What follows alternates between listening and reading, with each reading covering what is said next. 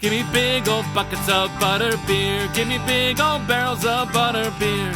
Give me the drink I love so dear. And another round for my friend right here of the sweet old butter beer. Welcome to the Three Broomsticks. We invite you to pull up a chair, grab a butterbeer, and settle in for a hearty discussion about Harry Potter. I'm Sam Williams. I'm Sophia Jenkins. And I'm Irvin Capeman. And I'm so excited to introduce our guest today. It's Ev McLoughlin. Hi, Ev. Hello.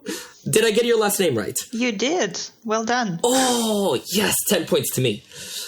Ev, so a bunch of us have podcasted with you before, but never here at the Three Broomsticks. So please tell our listeners a little bit about yourself. Okay. So I'm based in Northern Ireland. I'm a Gryffindor. Rawr. Yes! Although I'm more of a Neville-style Gryffindor rather than, super brave, risk-taking kind of Gryffindor, so you might adjust expectations that way. Okay, so the best kind of Gryffindor. Yeah, sure. Why not? I'm not really kind of a very early adopter when it comes to Harry Potter. I am the right age to have grown up with it, but I sort of let it pass me by because I felt like I was too cool or something, but I wasn't really. I think my parents' friends had a daughter that was maybe about a few years younger, and she was really into Harry Potter, so I think in my head it was for the little kids. Mm-hmm. I don't really know why. So the way I got into it eventually was back in 2016 when first Fantastic Beasts movie came out, and I was just having a stroll around town and I wanted to go to the movies in the afternoon, and I thought, oh, this is on, and I saw it and I enjoyed it.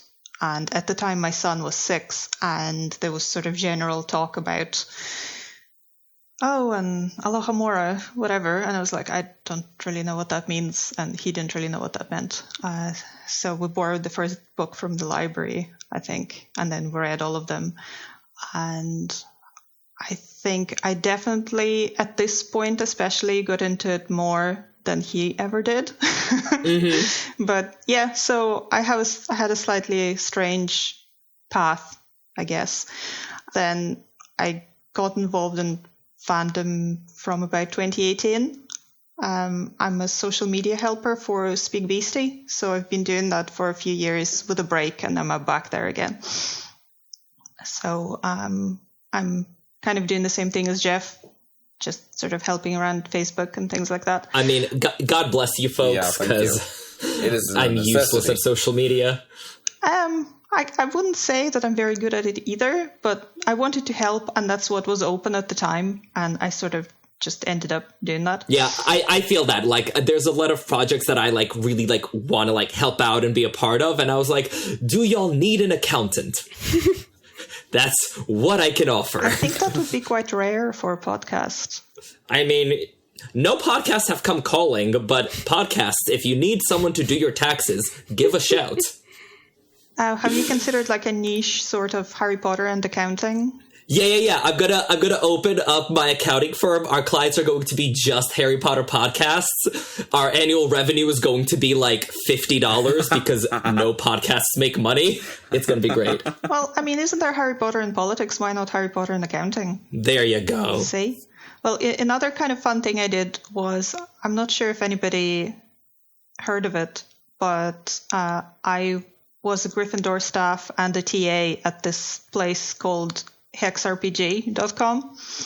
I'm not as involved now, but I'm still sort of generally floating about. It's this very retro text-based role-playing thing.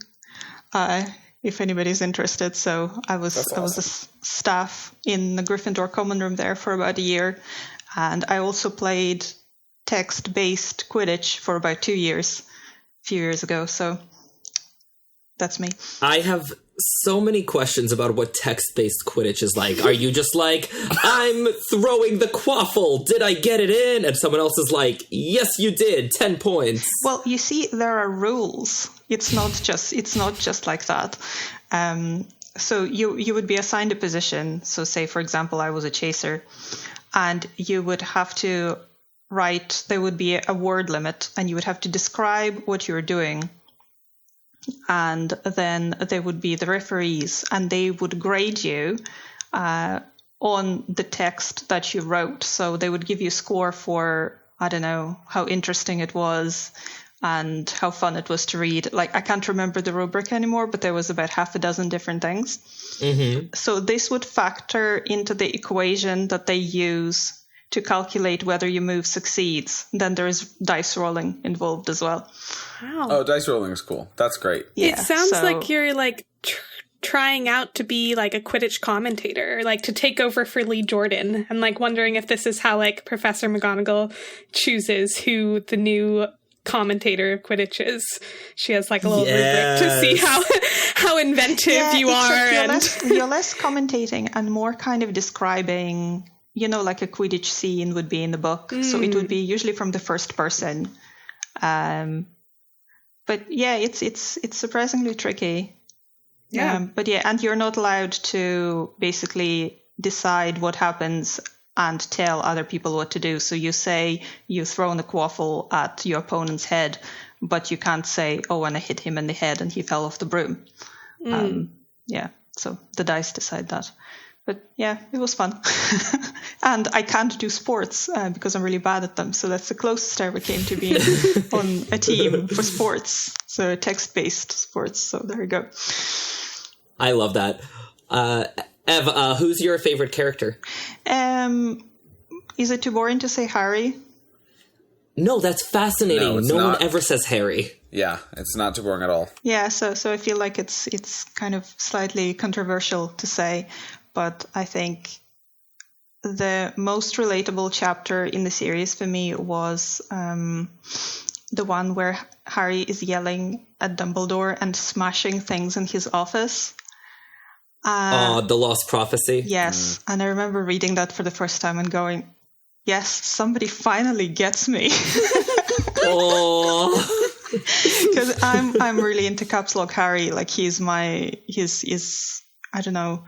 I relate to him a lot, especially when he's yelling and he's mad at people. So yeah, he's my guy. Like, that's so nice to hear. It's so satisfying. Like, especially as, like, you know, an angsty teenager who wants to yell at people, just, like, reading about, like, your audience surrogate just, like, going off. Like, it's a really satisfying moment. Yes. Yeah, I'm not sure I've ever really grew out of the whole teenage angst thing fully.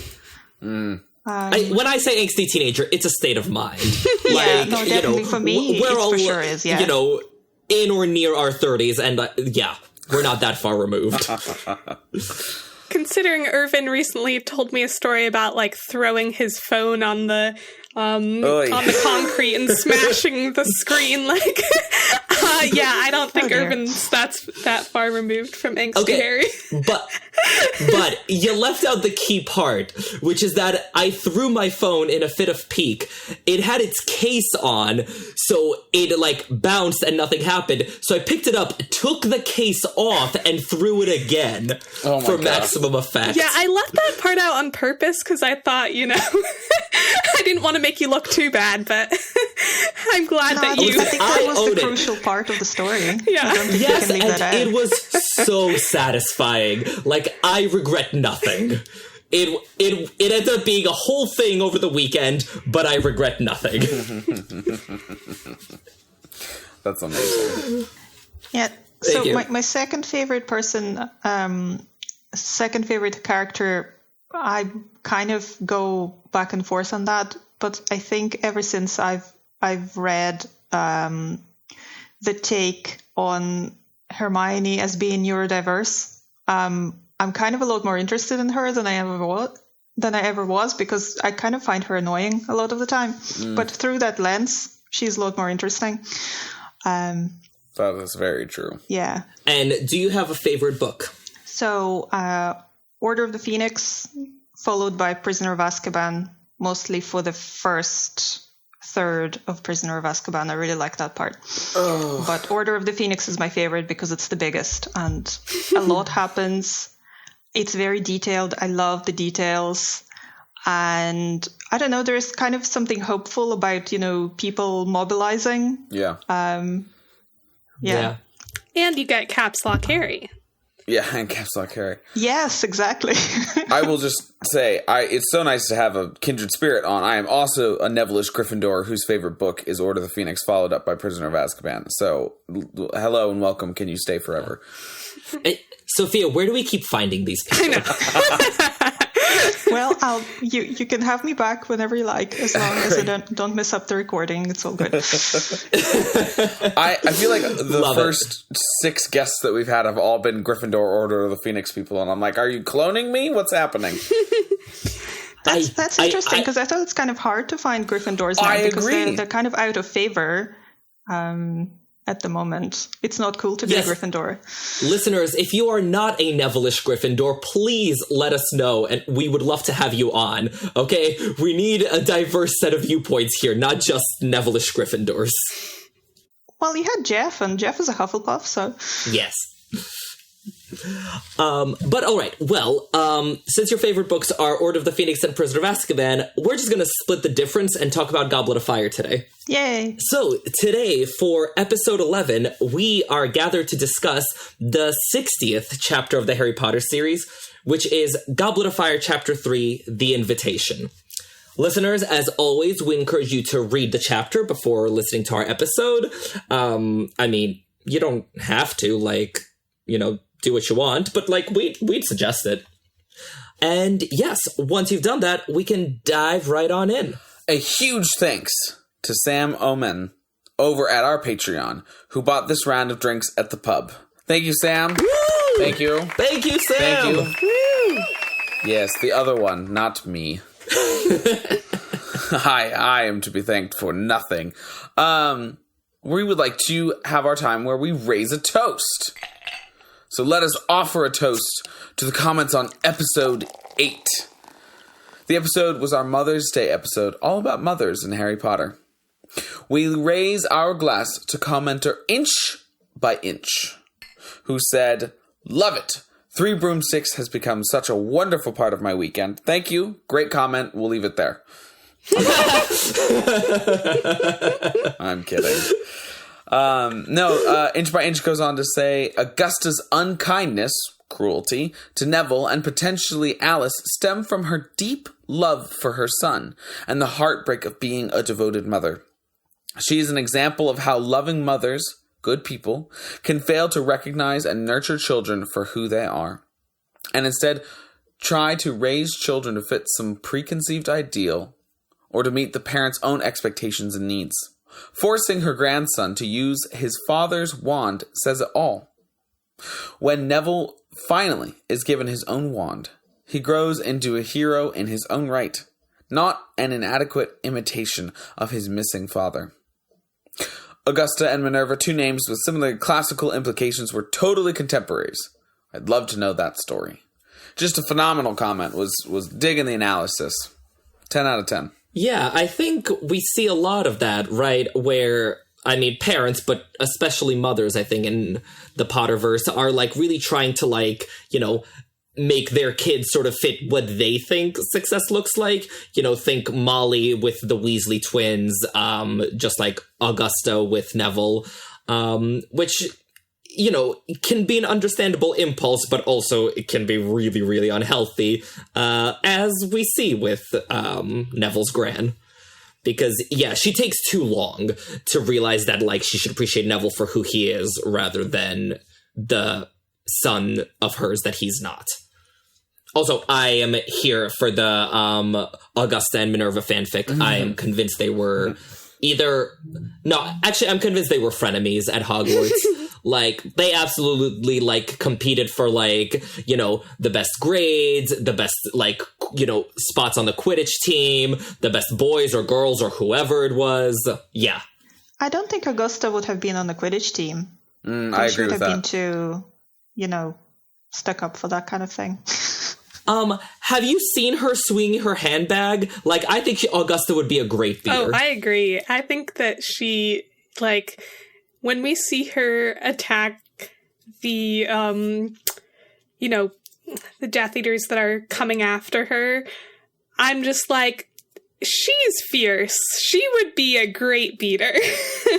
Yeah, that's those Quidditch reflexes paying off Exactly. 60 years later. Augusta always reminded me of sort of the high society British folks who would not deign to have their noses anywhere near an athletic field. You know, some of those high society British people are playing like rugby and like really aggressive sports like that. So I don't know. Yeah, I think sort of part of the whole aristocracy is you like, have your, athletic clothes, which you change into to run about in the muck. Yeah, I'm not saying that British high society has no sports players. I'm saying she seems like the type of British high society who would not, to me. Not saying that you are automatically high society. Do we know what house she was in? That was my question. I think she must I feel be like Gryffindor. Strong implication Gryffindor. Yeah, I agree. Really? For what reason? I think sort of the way that she like exhibits and values bravery, right? Like, first of all, the fact that she like shows up and starts like, fighting Death Eaters, but also how proud she is of Neville for being brave and for like fighting back. I don't think she would have been that proud if he like just got good grades, but it's the courage, chivalry, grade dates to their name thing. It wouldn't hurt though. Yeah, it wouldn't hurt. So I think just in terms of how much we see her esteem for Neville's Gryffindorishness, I think that implies she's a Gryffindor as well. I think that it seems pretty clear that, I don't know, the way that Neville reacts like to being a Gryffindor, like he seems to feel like there's a lot of pressure to being a Gryffindor, and that makes me think that maybe that pressure is coming from his grandmother, who's maybe sort of has been telling him like, well, you're not brave enough to be a Gryffindor, or and like, I feel like some of that pressure is coming from his grandmother, and that might be why he feels like being Gryffindor is such a responsibility. That's a good point, because he doesn't want to be there. Yeah. He's kind of hoping won't get sorted into it so he can do something else. Yeah, I'm still a little bit salty about how the sorting hat forced him into Gryffindor. Well, maybe it knew what's best for him, and he didn't know it was... I mean, we still don't know on which merits does it actually pick, because there is this school of thought that it's what you value rather than what you're like. But while that works for Hermione and for Harry, I'm not convinced it works for Neville, because I'm not entirely sure how much he values it at that point. I mean, later, sure, but... Mm-hmm. But it is, just from a narrative standpoint, and to create nuance within the Gryffindor house, so it's not as black and white of good people and bad people go here, and the rest just get sorted between the two others. It's so important to have Neville's sense of bravery, that moral standing, that sense of justice that goes in there, rather than just the, like, I'm going to throw my body in front of a queen's chest piece instead of just sitting on the horse and getting off of it.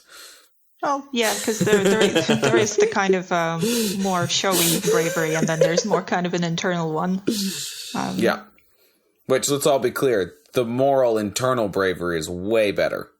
You want those people in your life. I wonder if sort of Gryffindor needed Neville more than Neville needed Gryffindor. I think Neville needed Gryffindor quite a lot. Oh, for sure. Yeah, he needs to come out of a shell. I think he could have done very well in Hufflepuff. Sure, he might have. Yeah, I mean, I agree that he could have done well in Hufflepuff. I just think that, he is lacking in self-confidence in those first few books, and I think that he would have been very comfortable in Hufflepuff, but I don't think it necessarily would have pushed him to be more confident in himself. And I think that being in Gryffindor, although at first he responds to that by being less confident in himself, I think that by spending time with some other Gryffindors, it does sort of pull out some of the qualities in him that allow for more of that confidence. He's around people who are really like going out of their way to stand up for what's right, and in kind of these bigger, or like, I don't know, ways that put him into the spotlight a little bit more, and that sort of requires him to become a bit more confident. Okay. And he probably sees Gryffindor being as a lot more of a diverse group than he, originally was led to believe by his family. I mean, yes, we don't see an awful lot of that, but there's more than, 4 people in Gryffindor, so there's probably a range of personalities. So maybe he eventually got to feel like it's okay to be not the showy type. Even though he kind of ends up being one anyway at the end when he has to. Yeah, which actually brings up a theory I had. Sophia, remember at our Harry Potter Meetups TED Talks event, the guy who was talking about the Sorting Hat manipulating events? Yes. What if the Sorting Hat, which has the divination power thing, words. Legilimency? Yes. So if the Sorting Hat has the legilimency and the ability to predict the future from the founders, then the Sorting Hat could have seen that Neville would grow to be a badass who slays Horcruxes if he went to Gryffindor, and the Sorting Hat was like, all right, I'm gonna need this Voldemort dude taken down in like 7 years, so let's toss Neville into Gryffindor and let events unfold. So I think that's what was going on. It was all part of the Sorting Hat's master plan. Do you think it tries to up the number of Gryffindors in the times of war as opposed to times of peace? I was just about to say, Ev, I love the idea that the Sorting Hat is like, this guy I sorted like 75 years ago, I really want more enemies for. So let's just keep throwing them at each other. I'd believe that a lot more if there weren't exactly 10 of each house in Harry's year. If suddenly we had like 30 Gryffindors and like 3 in each other house, then I might buy that theory some more. I think that there's lots of headcanon around like why there's so few children in Harry's years. Obviously, like Voldemort's at the height of his power during that time. People are less likely to have children when it's riskier, etc. I do like this headcanon, which is my own headcanon, so I evidently like it. But in my mind, Harry is not super observational, and so there are actually a lot more Hufflepuffs, Ravenclaws, and Slytherins than we see, but it's just those Gryffindors. And so what happens is that in times of war, people are raising their children to be less like focused on how to fight and get in each other's faces and all of that, and more to be friendly and nice and good to each other and have these nice little things happen. And that's why we have more people in the other houses than we do in Gryffindor. Okay. A thought. It would also depend on how, how purist the hat is feeling any given year. Because, if somebody can be, fine in Gryffindor, but also could be fine in a different house, you could really make a case for them going in either. And say the person themselves doesn't really care either way. So the hat would still have to make a call based on something. Mm-hmm. I have a very firm belief that the Sorting Hat pairs up friendships together as it sorts. So Hannah Abbott gets purely sorted, but as we go, Lavender Brown gets put with Pavarti Patil because the Sorting Hat sees that they're going to be good friends, because it's got Helga Hufflepuff's brains in there. So we know that there's some sort of ridiculous kindness going on. Oh my god, the Sorting Hat is a matchmaker. Yes. I like Maybe it. a little bit. That would work. I love this so much. Yeah. Well, it does try to put all the Weasleys together. Yeah. So I'm sure if one of them was really, off the charts in a different house, it wouldn't. It didn't put Sirius with Slytherins just because his family was from there. But I'd say it would probably have a tendency to put families together unless there was a really good reason not to. Just for, general cohesion. Which means one of the Patil twins absolutely hates the other. Yeah. You know what's playing at the pub's jukebox today? Fiddler on the Roof. Matchmaker, matchmaker, make me a match. I don't think that counts as Wizard Rock.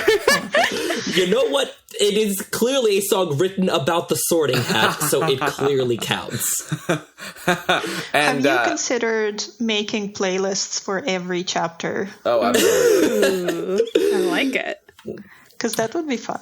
You mean the chapter that we're supposed to be talking about instead of Neville and the Sorting Hat? Oh, yes. Oh, that one. That one. Or even like a one per book. That would probably be more practical. Or one song per chapter, which would mean Order of the Phoenix's album is 3 different records. Yeah. Yeah, I would pay for that. That would be fun. That'd be awesome. I mean, great. I will make you a mixtape. Like, a solid 40% of it will be ABBA songs. Oh, no. I'm going to edit your list. Let's be very clear. I love ABBA, and 40% of those 40% will stay. Listen, Sam, I put up with a lot of nonsense on this podcast from you, but if you badmouth ABBA, you're getting kicked off this minute. I love them. I also love balance in mixtapes. I said 40%. That's less than half. Of one band. Yes, the best band. One glorious band. Oh, okay, fine. The Invitation. Yeah, what happens in this chapter that we're going to be talking about? Well, actually, you know what? I'm gonna take this moment to slander you just a bit more, Irvin. Just so we're very aware, if Neville is put into Hufflepuff, he ends up smoking gillyweed the entire 7 years, and Nagini is still living, and Harry gets eaten by her. So let's be very clear. He gets his self-confidence through some very untraditional methods and becomes a really cool guy, but he does nothing in that house. Wow. Yeah, he doesn't get tortured or lead any revolutions or get his nose smashed by Death Eaters. Poor guy. He's missed out on so much. And he gets to watch Harry slowly digested over 1,000 stomach aches. Yeah, no, Neville and Gryffindor, better for the world, not necessarily better for Neville. I stand by that. I'm sure Neville would become the highest headmaster ever if that was the case. You mean in the highest tower, right? Yeah. Okay, well, thanks so much to Inch by Inch for your comment, which has completely derailed our podcast. I'd say we couldn't do it without you, but no, the derailment part, that we have down. But yes, no, we love your comments, and also we are very glad to have become a part of your weekend that you enjoy. Indeed. And now for the chapter summary of Goblet of Fire, Chapter 3 in 2023, The Invitation.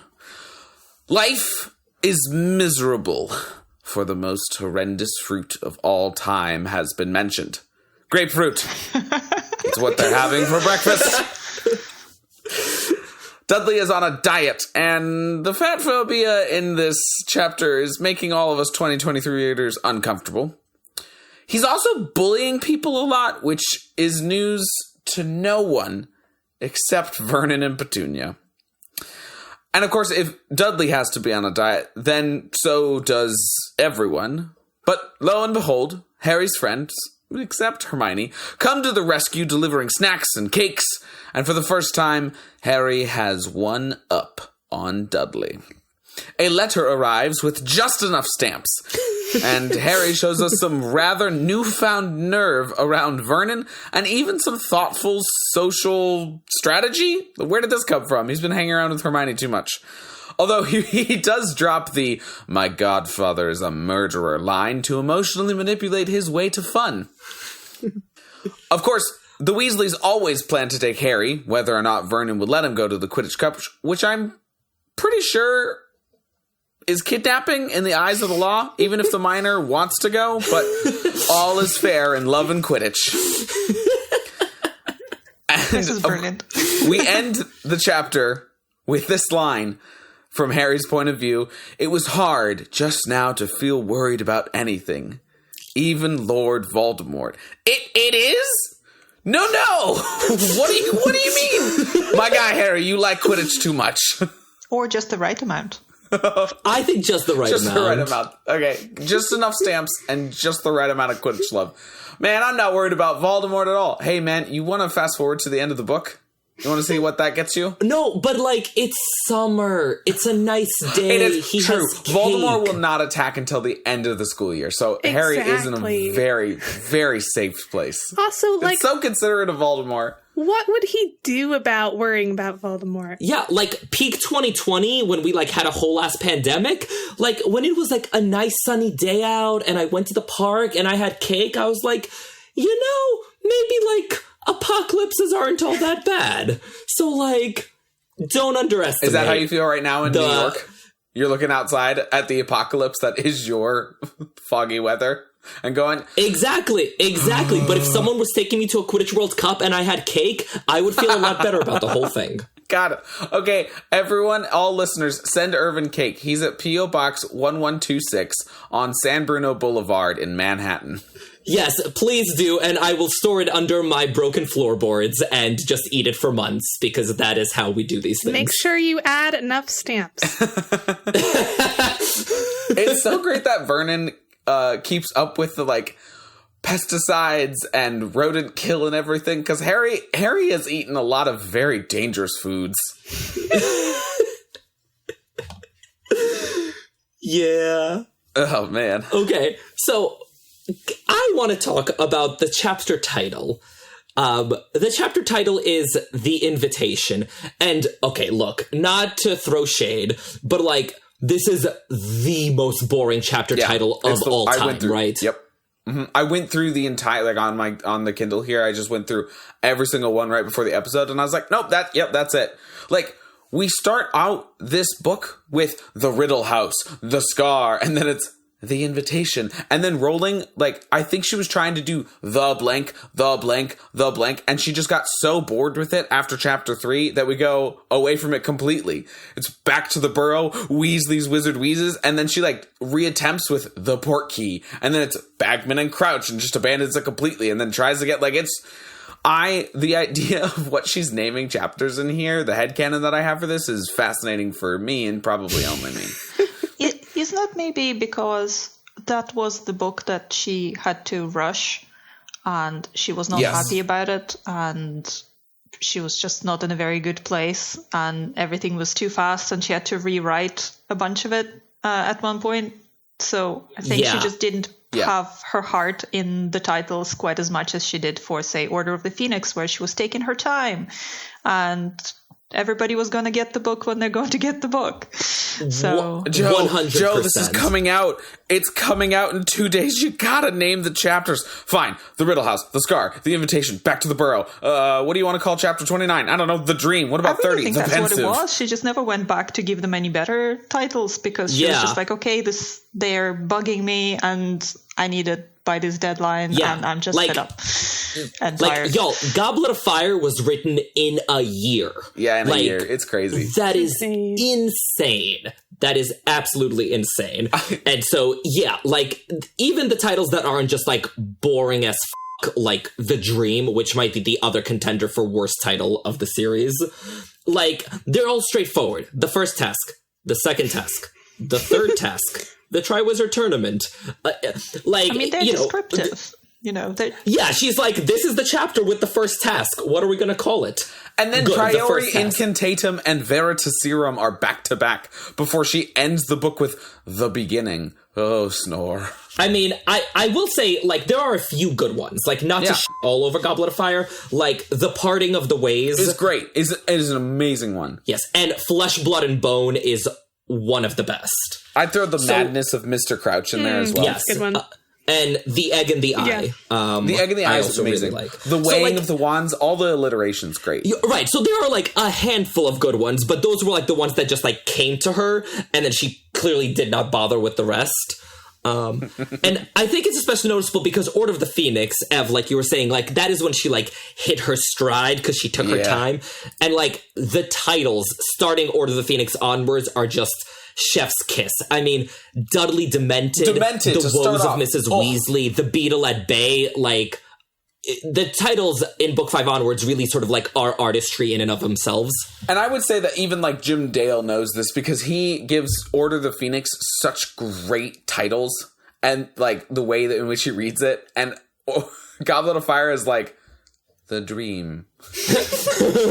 I'm sure he tried his best. Yeah. I'm sure he tried his absolute best, but I don't know how else you read, like, unless you're going to be like, The Dream. Like, I don't know how else you do that other than being like, the dream.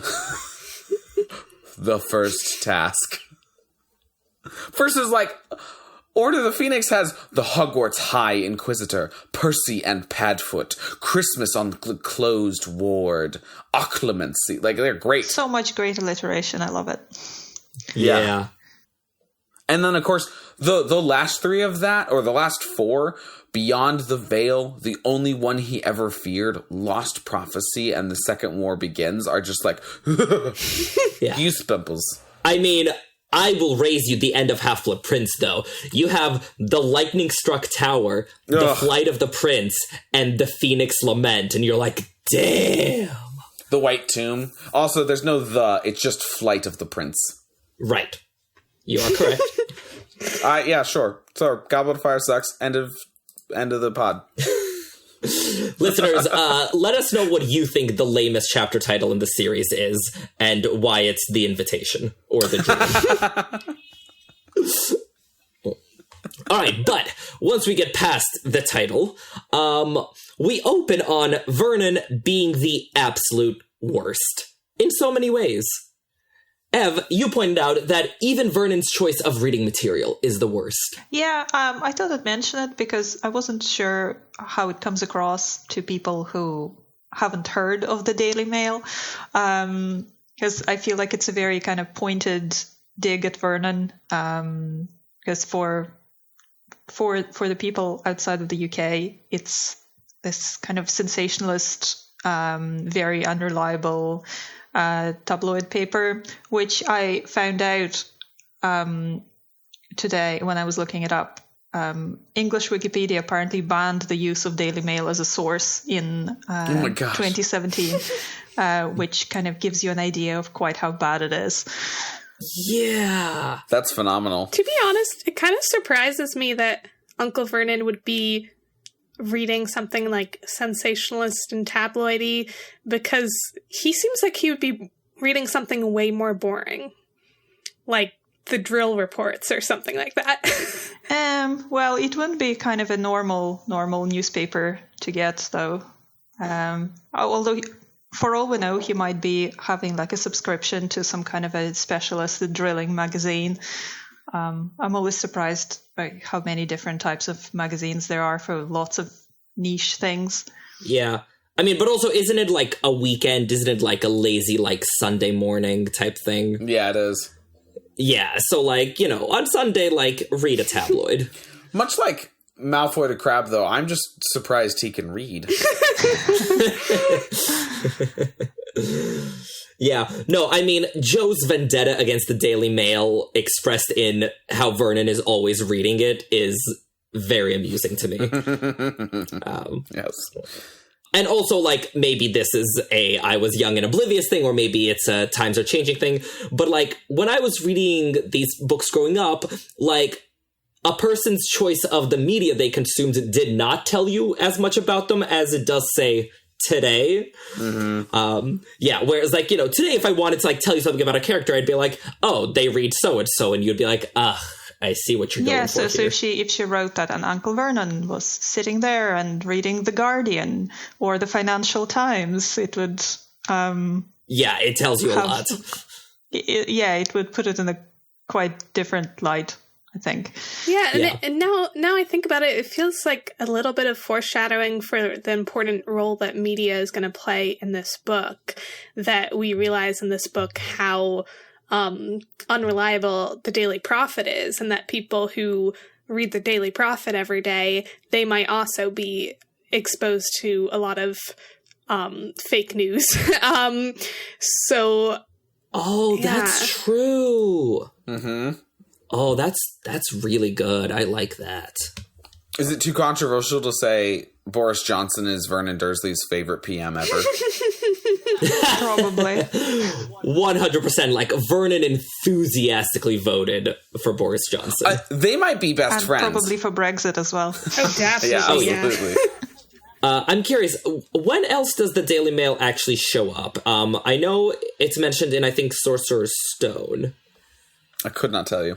No? Well, okay. According to the Harry Potter wiki, so, you know, many, many grains of salt, Apparently, this is the one chapter that the Daily Mail shows up in. So that maybe speaks to my theory that it's like some sort of foreshadowing, or not foreshadowing necessarily, but like bringing up this theme of media in this book. Yeah. But yeah, no. Also, the reason Jo has such a vendetta against the Daily Mail is because it kept conducting interviews with her estranged ex-husband. Which is just like so gross. Beyond the pale. Yeah, that is the kind of thing that they would do. Yeah. So, going back to the horrible reader of this horrible paper, Vernon's excuse for Dudley's bad grades just never fails to get me. So, like, it opens with, like, you know, Dudley's report from school came in, and there was a lot there to, you know, not be thrilled with. Unpack. And so he has bad grades, and Vernon comes up with the excuse he didn't want some swatty little Nancy boy for a son anyway. And I was like, yeah, because, like, getting good grades and learning stuff is gay, right? Like, what? I know. What do you think is worse to make excuses in Vernon's eyes? Being gay or being a wizard? Being a wizard. Yeah. Yeah. A gay wizard would just be even worse. Yeah. I mean, there's a reason Vernon is not a fan of Dumbledore. Oh, I see. And it amuses me that Vernon and Petunia go in opposite directions to explain away Dudley's bad grades. So Petunia's like, he's just a gifted boy who's misunderstood by teachers. And Vernon is like, we don't want a smart kid. Gross. So, like, they should really, like, confer and figure out what the party line is. Yeah. Have a little convention. Little constitutional convention for the Dursley house. Exactly. Also, and I sometimes get confused by the British school system, but this is like a private school, or what Americans would call a private school, right? Like, they're paying for his school. So why would Vernon want to pay for his school and not want him to learn anything? Because it's Smeltings, and he went there. Right. Also, because at Smeltings, you have the canes to hit other students with, and you learn to do that for later in life. It's a good education. So that's what Vernon is hoping Dudley learns. I think it's a status thing. So it's him going there that matters, not so much what he actually does there. Yeah. At least probably from Vernon's point of view. Beat people. It matters that he beats people to Vernon. He wants that happening. Mm-hmm. I also like that Petunia is like, he's gifted and misunderstood, and that's like Harry's whole deal. Like, that's actually Harry. If Harry were brattier, which he's not, like, the next time Petunia is like, Dudley's just gifted and misunderstood, Harry would be like, yeah, like me. And just, like, watch her head explode. Yeah. But that's, like, literally what happens to Harry, this whole sort of, you know, once he becomes the Triwizard, everyone just sort of, he's on the outs with everyone that's not a Gryffindor. And then all of Order of the Phoenix is him being misunderstood and supremely gifted. So Joe's just foreshadowing the wrong child in this household's future.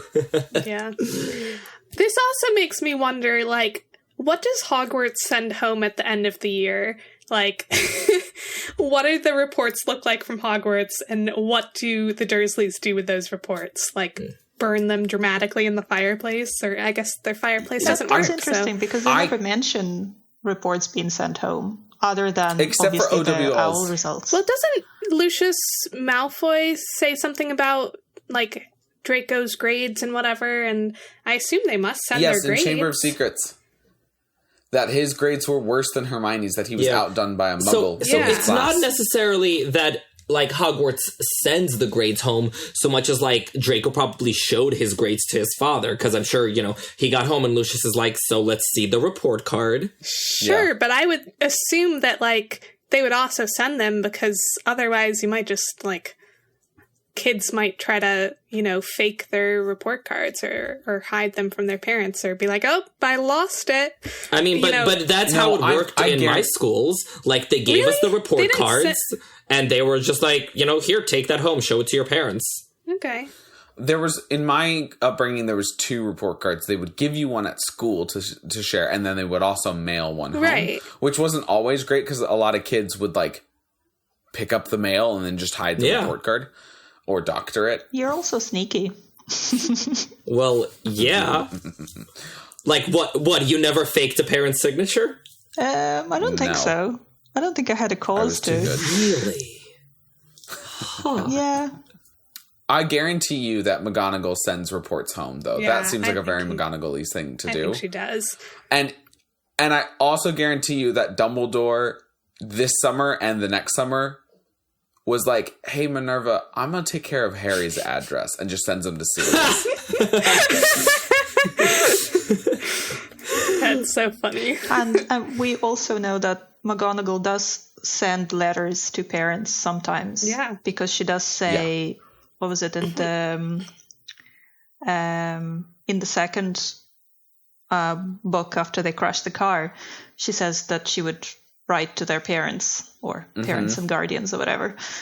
So I'm assuming if somebody's not doing well at school or doing exceptionally well, she might actually write a letter to the parents personally if she felt it was important. Well, and when she convinces Neville to join Charm, she's like, I'll drop Augusta a line. Yeah, but that's about their schoolyard rivalry. That's not so much about Neville's academics. No, okay, so I have way more to say about the Augusta Neville stuff, and I'm kidding. Are you guys going to have a Neville episode? Then you could talk all about that. Yeah, Sam will put you on a Neville episode. Lovely. Yay! In these reports you'd send home, do all the teachers, like, make comments? Like, can you just picture, like, Snape writing in Harry's report, like, this child is the worst. I've never taught someone so dunderheaded. And I can imagine Uncle Vernon, like, cutting out just that comment and, like, pasting it on Harry's door. There's the picture of his family, and just where Harry's head should have been is just that remark. Yes. Oh, and do you think Petunia would tell him that, oh my god, sweetie, that comment is from that awful boy I told you about? Oh my god, yeah. So also, one more thing with Vernon. So when he and Harry are talking later in this chapter, right? Apparently Vernon's nerves can't stand the sound of the word broomsticks in his living room. Which I thought was very silly, because that's a normal word that people have. I know! They could have something like that in their house, and it doesn't have to be a wizarding thing. Yeah, like, does Vernon just, like, start twitching whenever, like, neighbors come over and are just like, oh my gosh, you have a lovely mop. Like, you know, our broom isn't doing anything at home. And Vernon's just like, yeah, broomsticks. I think he has, like, a general wizard phobia, so anything at all that could be connected is setting him off. I'm imagining Harry just, like, taunting him with this, where Vernon will be like, clean the floor, and Harry will be like, do you want me to use a broomstick? And then Uncle Vernon freaks out at him. Yeah, the escalation of things that Vernon has a phobia towards, you know, because at the end of, or at the beginning of book 2, it's magic, right? Don't say the magic word. And so it's just a mention of, like, magic-y stuff.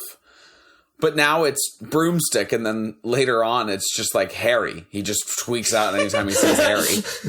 Do you think he's like that even when Harry is not around?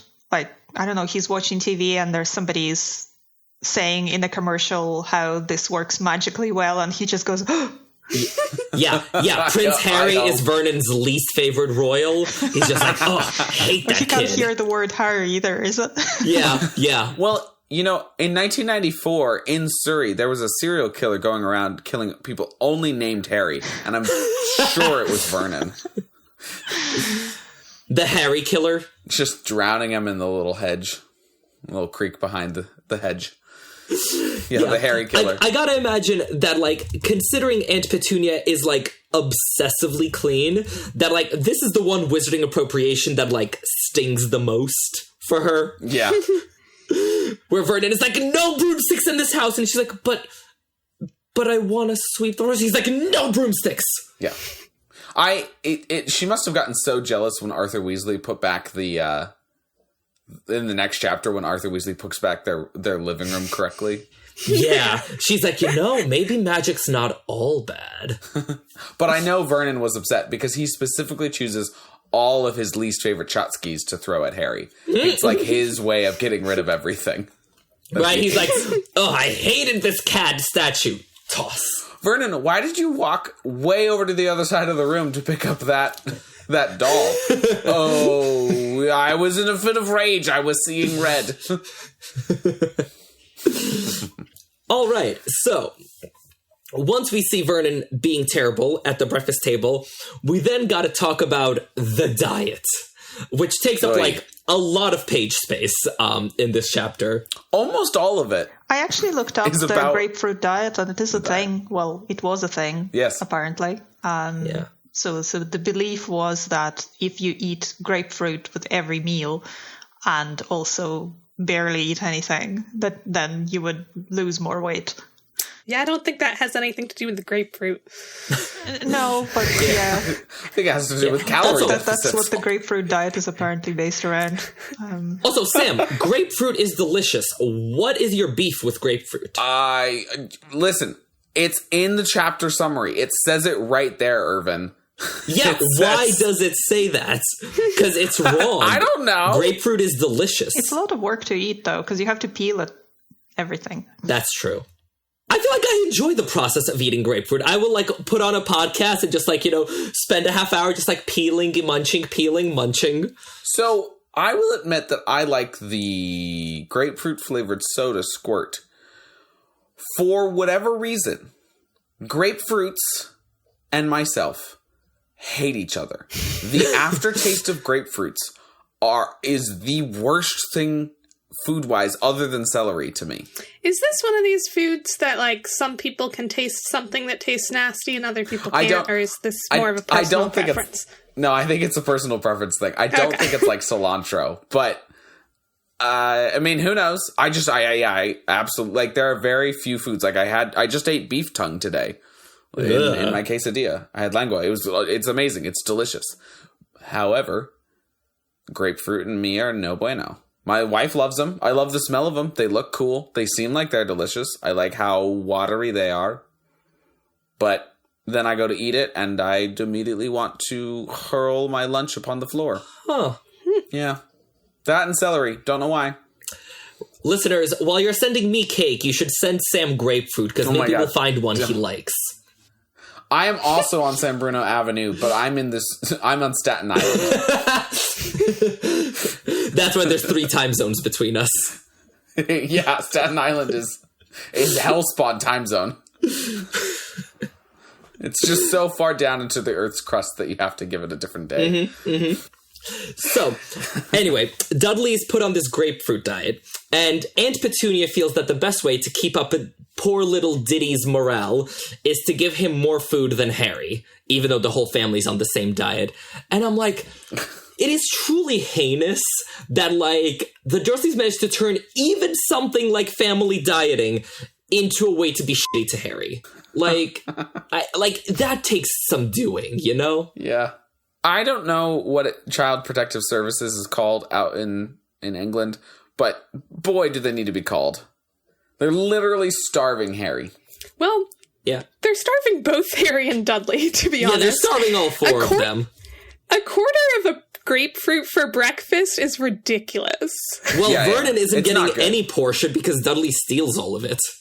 Yeah. but that's because Vernon is an adult and can go buy himself a donut. Yes. Like we know that he does that on a normal day. So if he's being starved at home, you know that he's just, it would be really, I feel like Creature would just love working for Vernon. I would say they probably have some kind of like a stash of sweets or donuts somewhere in the kitchen that Petunia don't know about. Because it reminded me of the time back in primary school. My friend's mother was on a diet, apparently. And my friend caught her during the night at the fridge eating cake. So I can imagine Vernon and Dudley probably doing something similar. As they should. Yeah. I really want it to be true that everybody but Dudley has food underneath their floorboards. So Petunia has a floorboard on her side of the bed, and Vernon has a floorboard on his side of the bed, and Harry's in his room. So like at night, if you could just like take away the walls, Sim style, and look, you just see everybody chowing down while Dudley just looks at the sky as it turns into food. So what they really need is they need like integrated mini fridge in the like embedded in the floor. Yes. So at least you don't get your food covered in spiders and dust and whatever it is that's in between the floorboards.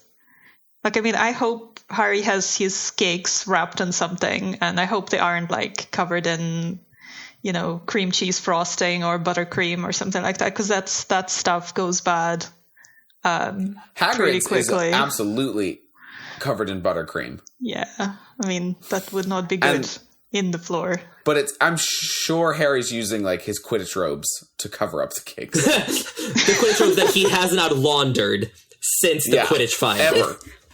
Harry never launders anything. It's only when Dobby starts working for Hogwarts that his clothes become clean. No, but Harry just won the Quidditch World Cup, so he's like, I'm never washing my Quidditch robes again. But because they are so precious to me, I will hide my cake in them. I think you mean the House Championship. If he won the Quidditch World Cup, I have been misreading this book for a very long time. Not the World Cup, Harry the would be Hogwarts expected Cup. to wash his own robes in Hogwarts anyway. Do you think the house elves just do it every night? Can't you just use Scourgify? Like, you can just do it with your wand, can't you? Harry doesn't know how to heal his own wounds by the 7th book. I'm fairly certain he doesn't know how to say Scourgify. I mean, even if he does, he's a teenage boy. He would not think to Scourgify Quidditch robes. It must be that they're either completely unclean or that the house elves are just constantly doing it. Because I don't think they have a laundry room. I think probably house elves are doing it. I think the house elves. Because my kid is in a boarding school and he doesn't wash his own clothes. They have a house parent for that just gathers clothes and puts them in the washing machine and then brings them back when they're clean. Yeah. They have to do their own laundry when they turn 16 or something. Nice. 16 or 17 at the last couple of years in school when they're like learning to step out in the outside world. But yeah, I can't imagine Harry needs to do his own laundry in the same way he doesn't have to make his own dinner. Mm-hmm. Yeah. Wait, I just had an epiphany. Harry's hiding the cakes under his invisibility cloak. So gross. That definitely Jane, hasn't been washed. You know that there is still Sirius's dog form hair in that cloak. Yes, but also I'm just picturing next time 1977. Harry uses the cloak and there's just like little clumps of buttercream floating through the air. What if he learned like one of those, you know, like in Frozen, there's like this little flurry that Elsa makes for the little snowman guy so he doesn't melt. Oh, yeah. So can he make something similar to keep his cakes cold? But not if he'll get detected, right? Yeah, he can't use magic. That's true. Okay. Yes, I wish that was cool. I want that so bad that he just magics his own little friends for the whole summer. That'd be great. Maybe Hedwig is just like way cooler than we think, and she's magicking all of this stuff to be clean. Oh, I thought you were about to say like literally cooler, and she's just like, you know, an owl fridge all in one. Cool. Exactly. Or like she just wafts her giant wings. Yes, and just freezes the whole room. Oh my goodness. That's so funny. I like the idea of them just having like little mini fridges. I like this idea now that Vernon is just like some technological entrepreneur, that he's inventing Roombas because they can't use broomsticks, and now he's inventing like more fridges. Well, necessity is the mother of invention. Exactly. It is necessary. I want to be as far away from magic as possible, so we'll just invent everything so that we can kind of have magic. Mm-hmm. Wait, but I have a question about Dudley not cheating on the diet. So, like, you were talking about Vernon going to get a donut, but why couldn't Dudley do that? Like, does he just... He has to get pocket money, right? No, but he does. Well, in Harry's letter to Sirius, he says something about Dudley being caught smuggling donuts into his room. That's right. Yeah. Yeah, so I think that Dudley like is trying to do what Harry's doing and have his own secret stash, but Harry's lucky because he gets it by owl and, like, at night, you know, through his window, so he doesn't have to, like, try to sneak it in the front door. Which, like, what happened to the bars on Harry's window? We never really... No, didn't the Fort Anglia, like, rip them off? That's in the movie. That's the only way he gets through the window. That's in the movie. Is that a bookism? He can't get through the window if they don't rip it off. Yeah, no, in the book, they take them and then they put them in the car, because remember, in our episode, we were talking about the little hood ornament. Yeah. Oh, that's right. That's so funny. Yeah. I was just thinking about with Fred and George getting the trunk, but they go downstairs to get the trunk to go upstairs, not take the trunk from upstairs to go downstairs. Yeah. Uh-huh. Okay. Cool. Yeah. Very neat. Also, I'm just picturing Dudley mobilizing his entire gang to smuggle him sweets this summer. He's like, we're not going to beat up any 9-year-olds this summer. This summer, the name of the game is cake. I'm imagining Piers Polkus, like, climbing up the tree outside his window and, like, passing the cake through the window to him. And dropping it. Like, none of it succeeds, but because, like, they're, like, climbing up the wrong tree and handing it to some random old lady, like Mrs. Fig, and she's like, thank you, I'll take this now. And then she gives it to Harry. That's absolutely what would happen. Yeah. I will say, this is the chapter I think that we get the phrase, Dudley was finally threatening for what he had been doing forever, which was he's now wider than he was tall. And I think one of the things that there's a lot of things that age every book at all points. However, that being said, I think one of the things that ages the least in the Harry Potter series is the humor rolling rights around being bigger, having more body fat to you. And so, like, I get really uncomfortable when I read that because it just reads like she's trying to poke fun at somebody who's being parented really poorly and clearly on Vernon's side has a genetic predisposition towards eating more food or sweets or something of that nature. So bad feels every time this sort of diet scene kind of comes up. Yeah, I agree. That line is very cringy to me. Yeah, like, I get where she was going with this because, like, I don't think the Potter series, like, as a whole is fat phobic because, like, you know, no. We have good fat characters, we have bad skinny characters and all that. But yeah, sort of the way it's portrayed here is not great. It's just the moments that it tries to attempt to have humor about stuff that people can't control, right? There are people who cannot control, whether it is because they're taking medication or a genetic predisposition, that can't control what size they are. And so anytime she has that humor around something that you can't control, it just comes off as mean. Yeah. I'm not sure that really qualifies as something that he can't control from, like, a medical point of view. I think it's more from the point of view of, like, he's been sort of overindulged his entire life. Yes. And now he's, I guess one sort of positive thing for him being in Smeltings is that apparently it's gone far enough that the school nurse is now complaining to his parents and they can't ignore her. Yeah. I don't know whether that's actually particularly, pokes fun at people with, like, medical conditions. I don't know that I'm trying to say that. He doesn't continue being that size. I mean, right. he picks up the whole boxing thing and he continues to be big, but, like, muscly rather than spherical. I'm not trying to say that Rowling is making fun of people with medical conditions. That isn't what I'm saying at all. What I'm saying is that there's a lot of, throughout the whole series, there's a lot of jokes around the size of people. Now, Harry does defend Mrs. Weasley when Vernon says, she's, like, a bit bigger or whatever. But he defends it by saying something like, when your own son is blah, blah, blah, blah, blah. Mm-hmm.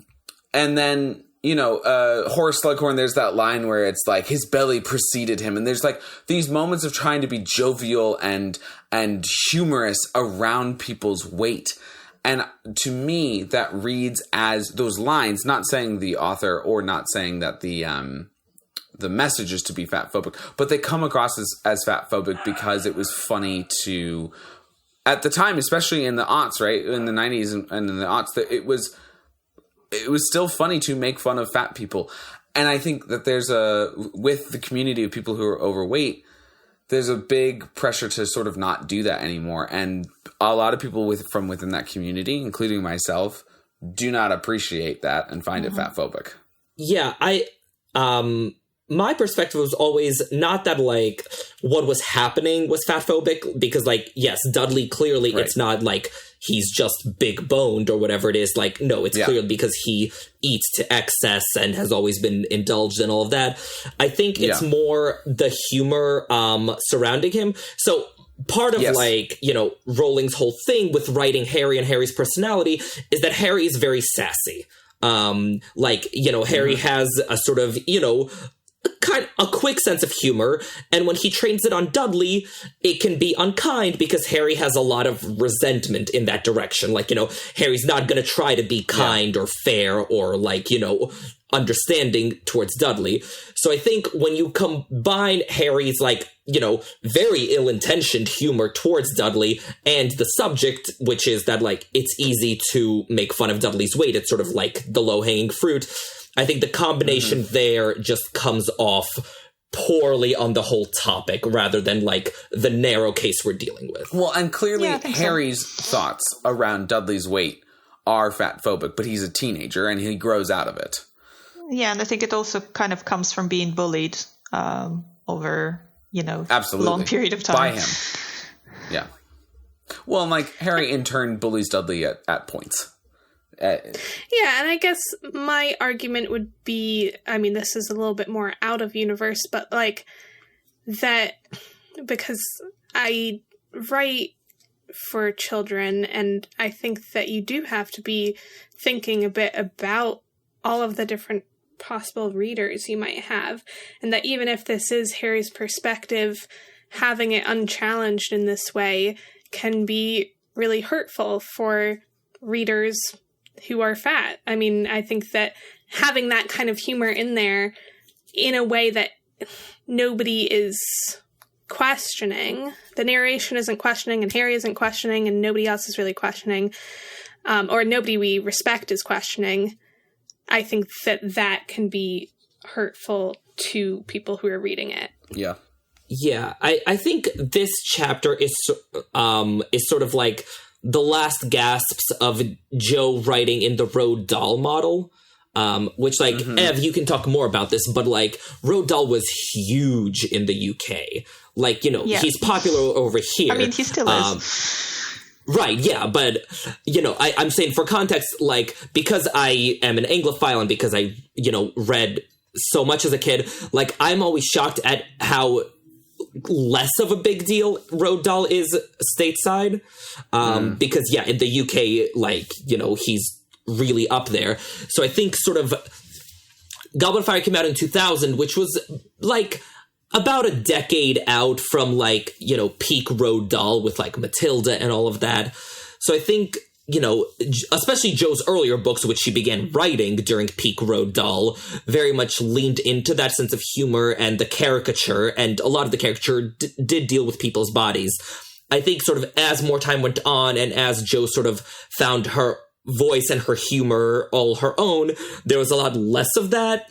So I think this is sort of like kind of a transitional moment in the series, because I don't think we get much more of this type of caricature and humor later on in the series.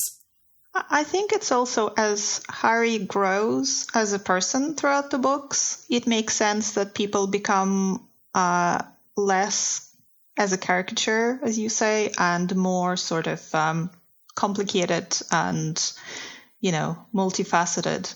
Because I think the reason, I mean, that's my personal opinion, the reason why Roald Dahl at least was, I don't really know.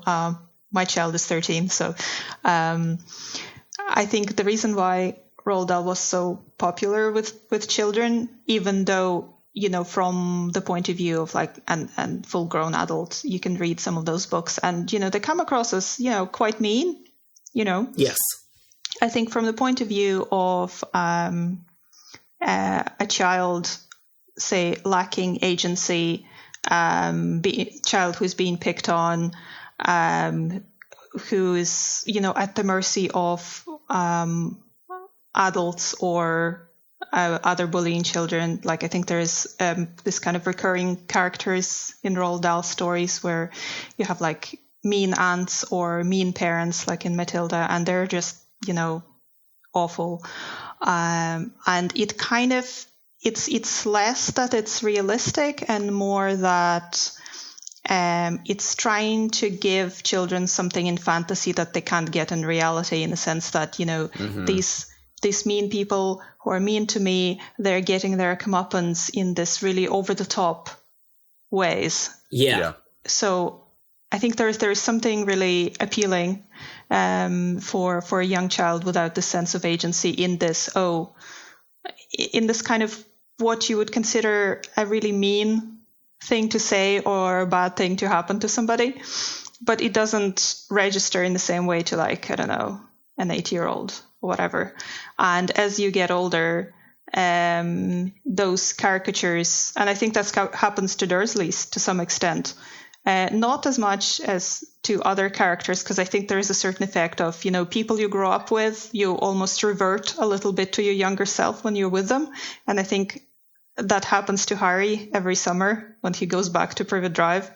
Yeah. But I think they do change. And, well, some of that, I'm sure the writing style matures, but I think some of this I read personally as Harry sees people in a slightly different way, and he sees Dursleys in a slightly different way, and Dudley eventually also in a slightly different way. Mm-hmm. That's my TED Talk. Yeah, no, I think that's a really good point. Particularly that, like, yeah, kids like something a little mean-spirited. They like something with a bit of bite to it, especially because so much of literature for kids, and especially back then in sort of like 80s, 90s, so much of children's books were like moralistic and were teaching you to be like, you know, perfect, well-behaved little angels. And then you get something spiky like Roald Dahl. Yeah, it's like a reaction to this kind of improving literature. I think it was called Victorian improving literature. So it would have a moral at the end.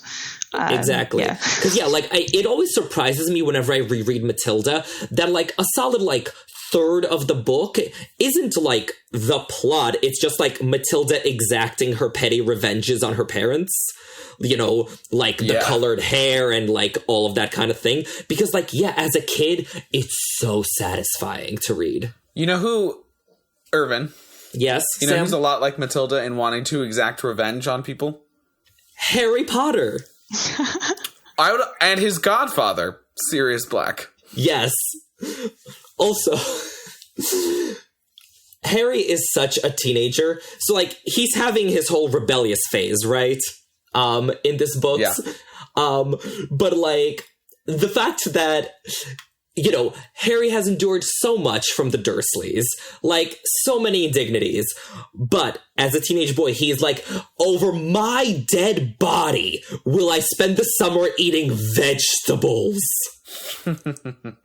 Like, cannot even conceive of it. Not one bit. I can't imagine Aunt Petunia is very good at cooking vegetables anyway. It probably just, she would literally put like a lettuce leaf and slice of tomato on the plate and say, there, vegetables. Yeah. Yeah. None of the nice vegetarian curry or something. God bless Mrs. Weasley, because when Harry reaches out to everyone to, like, send him not vegetables, everyone is like, oh, here are sugary snacks, here's cake, like, here's, you know, rock cakes, and then Mrs. Weasley sends meat pies along with the requested fruit cake. She's the only one who's like, you know, maybe the boy shouldn't spend all summer eating carrots and stale cake and nothing else. Yeah, he can do with something savory. Yeah. And I bet those meat pies are just delicious. Yeah. Yeah, note that none of those are still hiding under the floorboard. Like, those were devoured. Yeah. Little acromantulas living in the floorboards, eating the meat pies. Ew. Ugh. Yeah. Also, it's time for the 7 ingredients of today's special at the Three Broomsticks. Because, naturally, Harry receives 7 food parcels for him to eat that summer. 1, 2, 3, 4, 5, 6, 7. He gets sugar-free snacks from Hermione. He gets rock cakes from Hagrid. He gets the aforementioned meat pies and fruitcake from Mrs. Weasley. And then he gets 4 birthday cakes, one from Sirius, Ron, Hermione, and Hagrid. So, yay for 7 snacks for Harry, because what other number would it be? I love that in Harry's mind, he doesn't even describe what the sugar-free snacks are. Like, that could be anything. There's so much stuff out there that's sugar-free snacks, and they're just labeled with sugar-free snacks. I can imagine they're not like something fun, because he would have said what it was. Yeah. Just like a leak. Yeah. Yeah, he gets that and he's like, Hermione, you did not understand the assignment. I wonder what kind of cakes there were. Were they all like 4 of the same cake, or they were all different flavor cakes? Oh no, they all have to be totally different.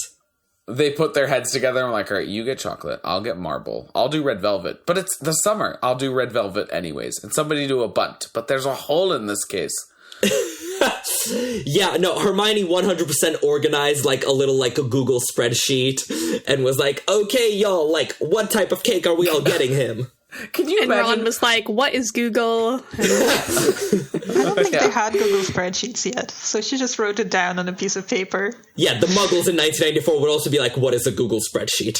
So, sorry, she organized an Excel spreadsheet using like Excel 92 and put it on a floppy disk and mailed that using the Muggle mail to Ron and Hagrid and Sirius. You know what? I respect Hermione's spreadsheet organizing so much more now that I'm thinking it was 1994.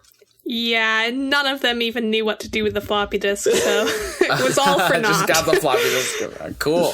They 3D printed the save icon. They what? How do you know that? Can you imagine being Hermione as the Minister of Magic? Just like, I gotta leave. I gotta leave the office. Why? I need to use my computer, and it doesn't work around all this magic. Like, I'm getting an office in Muggle London.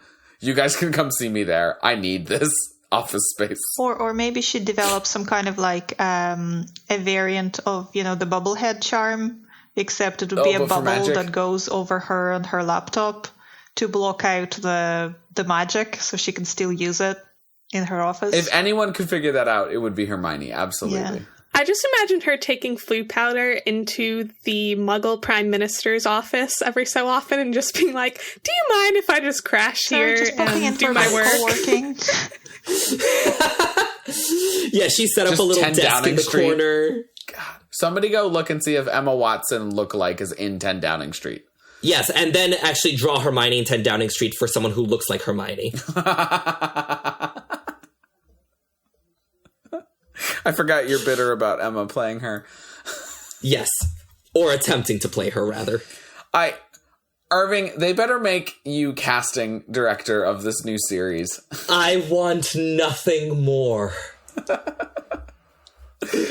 Yeah, literally, when the news came out, I called Sam and we spent like 2.5 hours on the phone just fan casting the show. It was a lot of fun. God, absolutely. We absolutely did. It was great. Yeah. Which, like, I think we figured it out. Like, WB just needs to call us now. Yeah, absolutely. If WB is looking for writers, casting directors, people to play Remus Lupin, tax accountants, and Irvin. Yeah, tax accountants. We'll do it all. Whatever you need. I will get coffee. Actually, they would need an accountant for something like that. Yeah, they would. Dang it, Irvin, you're going to get on the job before me. They don't need teachers. I guess I could go and tutor the child actors. Oh, that's true. They're going to have a shit ton of kids. Like, there's definitely a full-time job in that. Yeah. Or you tutor all of the actors on Harry Potter facts and make sure they really know their stuff. Yes. I mean, that's the dream, right? Is to be brought on as a consultant. Yes. You can do quizzes. No, I'm picturing it'll be like School of Rock, right? Where like, so first we do Harry Potter history, then we do Harry Potter trivia, then we do Harry Potter analysis. What about math? No, not necessary. I want to go to that school. Seems like much better than normal school. Let's write School of Rock 2, and I, who somewhat look like Jack Black, will play him. Done. Okay, lovely. This is clearly our $1 million idea. Yeah. Call us Warner Brothers. Anyway, back to Harry and Sirius. So yeah, we see Harry engaging in a bit of teenage rebellion, and like, I like to think that this is a little bit of Sirius's influence. I know they've spent like 3 hours together, but like, let me have this. Cause like, I think Sirius would be so proud of Harry's little teenage rebellion going on here. Absolutely. I also think that like, you're actually very much onto something, regardless of the fact that they spent 3 hours together, because it's Harry's like such. Like, he's seen injustice before, right? Like, Hagrid getting taken to Azkaban. That wasn't great. But him actually seeing the whole Buckbeak thing and Sirius and seeing this whole motif of those who are condemned are not always innocent. And seeing the justice system get it so wrong, I think he's really taking that home. And it's so great because this conversation with Vernon that he has with all this snark and detestation but also withholding of his ability to just absolutely eviscerate Vernon shows such great characterization as to how those moments with Sirius and around Sirius and Buckbeak and all of that really like has changed Harry in just the 6 weeks since we last saw him. And I think there's just some hope there. Like, he had that hope of leaving the Dursleys to live with Sirius. And I think still he probably has some hope of like, okay, maybe someday soon Sirius will have his name cleared and I'll be able to go live with him. Or, you know, he just has this idea in his head of like, the Dursleys are not the only option for me anymore. Like, I have someone else who's basically family in this way or parent in this way, so I don't need to just put up with everything that they tell me. And at that point, he doesn't realize that Dumbledore will never let him go live with Sirius, even if Sirius's name is cleared. But it's the idea of it that sticks with him. Right. Because also I think at this point, like, he sort of thinks about the Weasleys and he's like, you know, maybe I could crash with them for a bit. Like, you know, worst comes to worst, I'll go on the run with Sirius. But yeah, I think the fact that he now has options beyond the Dursleys, like, however faint or unclear or like unrealized those options are, I think really informs his attitude here. And I think just being away from the Dursleys for extended period of time, both with Weasleys and at Hogwarts, I think that really gave Harry some perspective, and I think it's really settling in now that, because, I mean, if you're living in an environment where everybody hates you and the best that you can hope for is that you're ignored, it's hard not to think sometimes, or maybe a lot of the time, that, you know, it's something's wrong with you. But I think having that distance with the Weasleys, and there's that really nice line in the second book where it was just so that where he says that he realizes that it's just so nice where people don't like recoil from you when they see you and they're genuinely glad to see you, and it's a new experience for him. And being in Hogwarts and being actually genuinely good at something and having that separate life, I think it was very good for his self-confidence and self-esteem. Yeah, so I think that's definitely part of it, part of the whole, you know, rebellion thing. I think he's just grown some self-respect as well. Yeah, I think also, like, last summer was very instructive, where, like, last summer, like, he tried to be good, he tried to, like, play by their rules, he tried to, like, do the thing, and it all did not pan out for him. Yeah. So I think now he's just like, okay, yeah, no, like, it's not going to happen. Like, there's this amazing line, but Harry wasn't going to stand for this. Gone were the days when he had been forced to take every single one of the Dursley stupid rules. And I was like, yeah, you go, Harry. Yeah, you know, it's a great feeling. It's a really excellent moment for Harry and a great satisfaction for the reader. It's so nice. Yeah. Going back to this idea of, like, Harry doesn't know yet that Dumbledore won't let him live with Sirius, even if Sirius's name got cleared. Do you think that Dumbledore was like, "Hey, Severus, you should go outside. You should go do this," to specifically break up Sirius getting freed so that he didn't have to deal with Harry's broken heart? No. I don't think he'd do that. Why not? Dumbledore would do that. He's like, I don't want to deal with Harry being upset with me for not letting him live with Sirius, so they've got a time turner. They'll figure it out. I don't think he's concerned about Harry being upset with him. Yeah, he's not that fussed. Like, ever. That's a very good point. Yeah. Also, like, he could absolutely spin that. He could be like, listen, Harry, like, you need to go to, like, you know, be with your blood family, because, like, them's the rules, but then you can visit with Sirius for 2 weeks. How about that? It is funny that the previous summer with living at Diagon Alley is 2 weeks, and then it's 2 weeks here, and Dumbledore's like, yes. 3 quarters. 3 quarters counts as being at home. I mean, yeah, because, like, the exact phrasing is, like, as long as you could still call the place where your mother's blood resided home. So it's like, yeah, like, as long as it's considered home. Which apparently is 6 out of 8 weeks. Yeah. Checkbox made for magic. Still protected. I also think we shouldn't dismiss the fact that Harry just turned 14, and that's a big reason why the rebellion began, because going off of personal experience, I can confirm that is when the teenage rebellion begins. My 8th grade math teacher can definitely attest to this fact. I was pretty quiet when I was 14, so... Yeah. I think it's taken me a while. No, I remember... It was, I think, like 2 months after I turned 14 where that 8th grade math teacher, like, pulled me aside. She's like, all right, we need to talk about the chip on your shoulder. And I was like, come at me, bro. That's so funny. We did not get along. I was so not rebellious. It's fine. I'll do it someday. Maybe I do it currently with my work. I don't know. Yeah, you'll get to the teenage rebellion eventually. Yeah. I was not rebellious and not rebellious and not rebellious. And then I sort of just ran away from home when I was 18. I mean, technically I was an adult, but I had pretty overbearing parents, so it was kind of a big deal for me. And yeah, never looked back. So I didn't see it coming because I was always so good. But yeah. It's always the quiet ones. Did you blow up your aunt right before?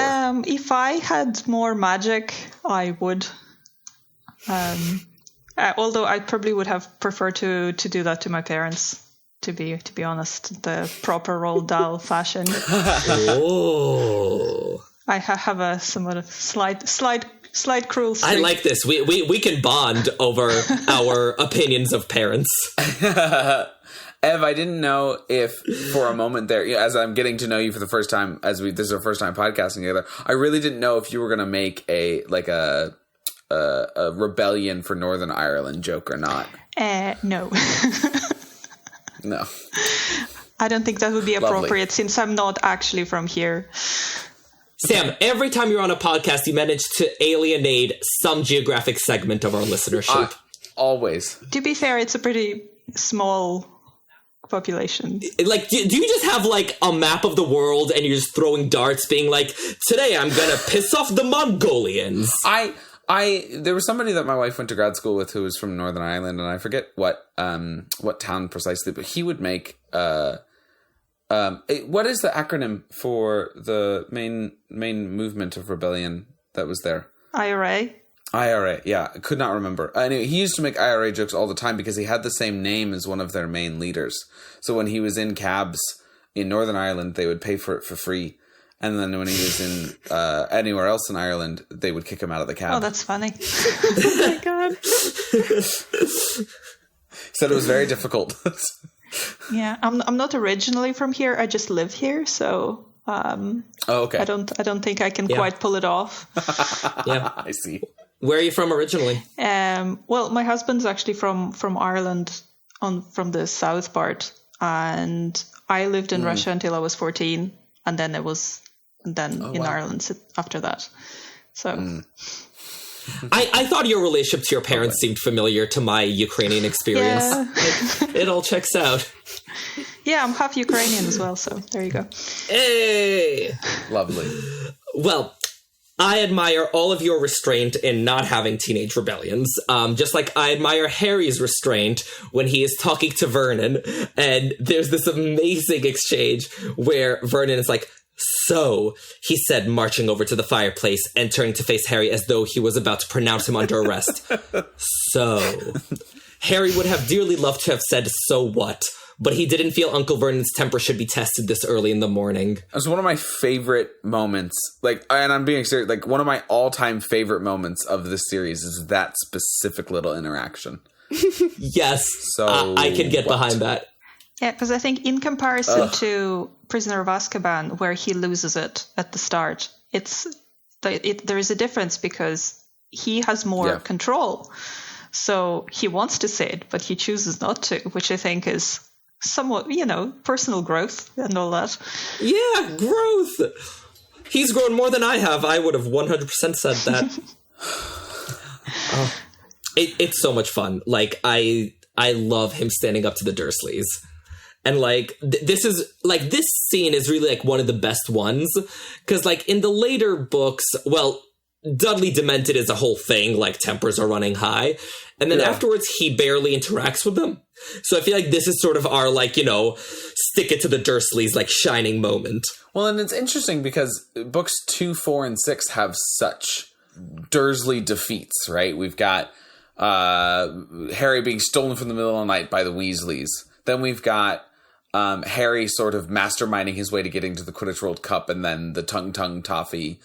And then in book 6, we've got Dumbledore just being rude as all hell and making the glasses just bounce off their head, like bullying them through magic. I'm still upset that they didn't put that in the movies, because that would have been hilarious. Oh, yeah. But huzzah, a new series, and hopefully they will put that in book 6 whenever we get to season 6. I don't want to see that girl in the diner thing again. Oh my god. Oh. I forgot about the girl in the diner. Me too. I'd managed to successfully block that from my mind for years. I'm very sorry. You've been wandering around. You should be. You've been wandering around as if Harry can just go and walk around and he'll be protected by Lily's magic somehow. Like, I'm pretty sure if you're just wandering around London for forever, you're not actually home in Surrey. Well, as long as Lily's blood resides in that diner, so assuming Lily once went to the diner and, like, bled there, then Harry is completely safe in that diner. She was on her period that day, and... There it is. Oh gosh, are you saying they're never clean? Just like Harry's Quidditch robes. Made it full circle, end of podcast. Wow, that is so funny. And also, I was going to make a joke about the girl just being, like, Lily's secret daughter, but nope. You guys No, I like ours better. Yeah. Okay. So let's talk about... Wait, Irvin, I have a postal transition. I have a much better transition. Do it. Do you know what didn't have Lily's period blood on it? A letter from the Weasleys. that we know of. That is going to be our defining moment. Like, when we are doing clip shows of the Three Broomsticks in, like, 10 years, that is going to be the moment Patrick pulls up. I hope you're aware of this. I'm so here for I'm it. so glad I got to witness this historic moment. Thank you for this opportunity.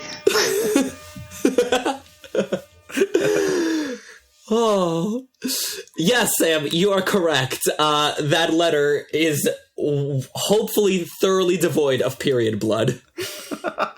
No bloodborne pathogens for Harry. Not today.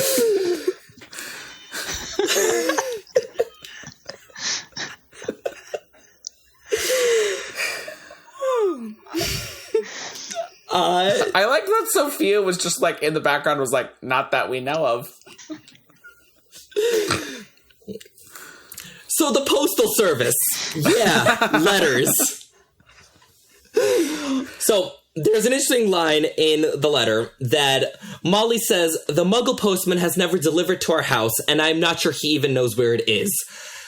I have so many follow-up questions entirely about how the Postal Service interacts with Wizarding Society, and I'm insanely into this. Like, when I was at London, last year? Yes, last year. They have a new Royal Mail Museum in London, and I was like, oh my god, I'm gonna go to the Royal Mail Museum. It's gonna be awesome. And it was. Oh, that sounds great. I'm such a nerd. It's okay. I hope my students never hear this. Highly recommend. Yeah, like, did you know that, like, mail was invented by, like, Henry VIII? Yes. Like, he was the one who was like, I'm gonna need to, like, send letters, so, like, Royal Mail, y'all. He had to petition the Pope for divorce. And he didn't want to go to London. I mean, London. He didn't want to go to Rome and be like, hey, listen, I find my wife's mistress really hot. Yeah. Listen, as Ev said, necessity is the mother of invention. God, I hate that. I hate that so much that he needed divorce so bad that he invented the postal system to get it. What a determined man. What an awful dude. So, okay. So, how does the male interact with Wizarding Society. Because the fact that Molly isn't sure about whether the Muggle postman delivers, like, so there's two explanations, right? It could either mean that, like, you know, the borough's isolation from Muggles is a systemic thing, that just, like, you know, all wizard dwellings are inaccessible to Royal Mail. Because, you know, if the Weasleys themselves were setting up, like, various Muggle repelling charms, then she would know whether the postman can find her. The other explanation is that, like, Arthur was in charge and Molly just, like, isn't sure what charms Arthur used. But also, if Arthur was in charge, the postman would know where their house is. Like, Arthur would put Muggle enticing charms rather than Muggle repelling charms on his home. Oh, yeah. Don't you think there might be some laws about, like, overtly Muggle houses, like the Burrow? Like, the Burrow, I think any Muggle who, like, showed up at their door would be able to tell just by, like, the fact that it seems to be held up by magic, and that all of their, you know, you're going to see garden gnomes in their garden, and, like, you know, they probably have some magical plants in there too. Like, I feel like if your house is overtly magical enough, maybe you need to have some sort of Muggle repelling charms or make it unplottable or something like that. I was sort of under the assumption that because of the International Statute of Secrecy that you had to register your plot of land with the Wizarding government, and the ministry would come and put those repelling charms and then check it out. And that there's some sort of, like with, you know, pesticides and stuff, there's some sort of service that you can pay other people to come and re-put those Muggle repelling charms every 3 years when you get audited. Yeah, that makes sense. Yeah, like, I also thought that, like, there's probably some level of government involvement rather than just, like, an ad hoc system, because, I mean, trusting every individual family to, like, repel the Muggles, I feel like, is not the way to do it. Yeah, I also feel like Lucius would also have Muggle enticing charms, but for very different reasons than Arthur. God, you make it sound like he's gonna eat them. You know, I wouldn't put anything past Lucius. He might be like Fenrir Greyback, good friend, here's some food. I took inspiration from the barber on the demon barber, whatever, you know what I'm saying. The demon barber of Fleet Street. Thank you. Yep. Now I'm just imagining Mrs. Weasley going to the post office for the first time and being, like, much too frightened to ask how many stamps to put on an envelope, because she's, like, just so worried that will show that she's a witch. And so she just, like, asks for, like, 50 sheets of stamps and just sticks them all on it. Such a funny image. They're not cheap, though. No, they're not. See, I picture it differently. I thought she'd go to, like, buy a whole sheet of stamps, and so then she could just, like, drop the envelope, like, in a mail slot, and she's like, well, I'm never gonna send Muggle post again, so let's just, like, use the whole sheet. So I was thinking a lot about this when I read the doc last night and was looking at the different things, and I was like, how did Mrs. Weasley get the stamps? Because I'm like, how much, a galleon isn't like $1,000, so she's not like she has a ton of British money lying around, and, like, it's not like they have a ton of, and, like, you know, there's got to be the exchange for British pounds and everything. And then I was like, wait a second, if Arthur has a collection of plugs, I'm convinced that he has stolen stamps from all the different Muggle places he goes to. Because how else would he get the plugs? He's got to just be embezzling Muggle stuff, strewn around apartments and everything. I mean, probably. They'll probably just have, like, a drawer in his, wherever, that's just full of different stamps, and she just took a bunch of them and put them on. Yeah. That's 100% what happened. Yeah. Also, when they go to the Quidditch World Cup, Mr. Weasley has Muggle money. So I thought that maybe he goes to Gringotts, and we know that, like, the Grangers turn Muggle money into galleons, so, like, he probably went and did the opposite. Sure. And then he's bringing most of it to the Quidditch World Cup, but then also stops by the post office to get the stamps. But you forget about this new criminal that we have And Arthur Weasley, if he's stealing stamps, he's stealing money. And they're actually secretly very wealthy off of all the Muggle money I don't think Arthur would do that. No, they're not wealthy either. because he doesn't sell any of it. He just hoards it. Like, I'm 100% down with Arthur having a collection of plugs and a collection of stamps and just a collection of, like, every mundane thing that we wouldn't think of. Yeah. And the next time there's, like, COVID or something, he will, like, have a black market of, like, toilet paper and and silicone plugs and Yeah, Arthur Weasley did very well during the pandemic. I guess I could sell off this.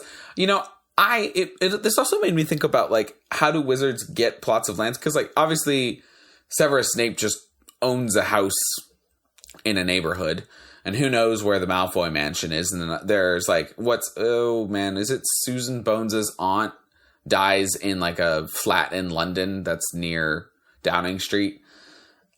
And so I was just like, do the Weasleys just, like, hike around the English countryside at one point and be like, here, and then just take someone's land and make them forget about it? Like, how does that work? I mean, it might just be historical. I mean, just in the same way, you know, there's Malfoy Manor and there's probably generations of Malfoys in it. There's probably, like, a place which, you know, belonged to Weasleys or the Pruitts or whatever from long time ago. It's just not fancy. And they just added little bits as they had more kids or as they needed something. So then we know that Bill and Fleur get Shell Cottage, but then, like, what about Angelina and which one doesn't die? George. Well, where are they getting their house? It's difficult to get on a property ladder as a wizard. So you're just homeless after the second son, because Charlie just escapes to Romania, and George and Angelina sleep above the shop, but then Percy's the one sleeping in a cauldron bottom. A thick-bottomed one, so... Yeah. No, but Percy, like, is ambitious enough. I bet he has, like, a scrupulously clean studio close to the ministry type thing. So Ginny's really actually quite a gold digger, or a house digger in this case, because we know that Harry has Grimmauld Place and his parents' old destroyed home. Yeah. Well, I mean, technically the destroyed home is now a monument, so he can't use it. They can rebuild, but they get the land. It's still Harry's land. No, but Harry also gets Grimmauld Place. Right, so he's got two houses, is what I'm saying. He's got two plots of land. Yeah, well, and Hermione's the only kid of dentists, so, like, she's fine for property. Well, and Hermione can buy property Muggle, no problem. Yeah. So, yeah, I think the Weasley kids are going to be just fine. All right. Good. It's just Percy, actually, then. Maybe Percy ends up with the Burrow, because he's the one who needs it. Oh, that's so depressing. He's the one who wanted to get away the most, and he's the one who is going to be there after all. Oh, well. Irony's a bitch.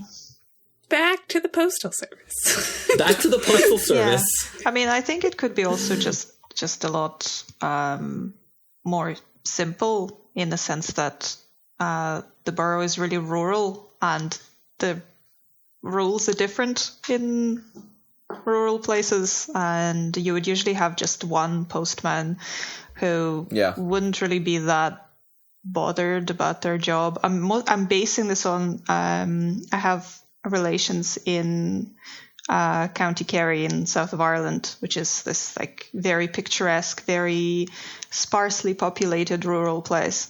And they have a postman who spends, and everybody knows this, who spends most of his time in the pub. Oh, if you want mail, go to the pub. Whether he would or wouldn't deliver the letters, it's anybody's guess. So if there is a reason to not deliver somewhere, like, for example, you know, the people who live in the house don't mix with the locals, or they're too far away, he just wouldn't do it. So I was wondering whether maybe there's something similar for places like the Burrow and the Lovegoods place. It's just far and it's isolated and nobody really goes there. So it doesn't have to be unplottable. It's just nobody cares to go that far. It could just be rural. Do we know where Ottery St. Catchpole is? Is it in the Lake District? Is it in, like, the north? It's somewhere in England. I'm not sure it's explained. I am sure that Steve Vander Ark over at the Lexicon has figured it out because, like, it is his whole thing. So he says that it is located in Devon along the Otter River, near Ottery St. Mary and Otterton. That's such a good name. Yes. Does that tell you something? Because it doesn't tell me much. Yeah, Devon's cool. It's lovely. Great. I think it's reasonably kind of on the rural side. I haven't been, but I know people go there on holidays. Well, it's very far south, is it not? Isn't the Cliffs of Devon? Don't we see those in Fantastic Beasts? Cliffs of Dover, maybe? Are they in Devon? Oh, Yeah, that's Dover. It's Dover that I'm thinking of. My geography isn't very good. Here, let's see. Devon is way down south. Near Plymouth. Oh yeah, way down south. So it's south and like sort of all the way to the west. Yeah, it's south of Wales. Like, you know, the little jut out section that is the wonderfully named country of Wales.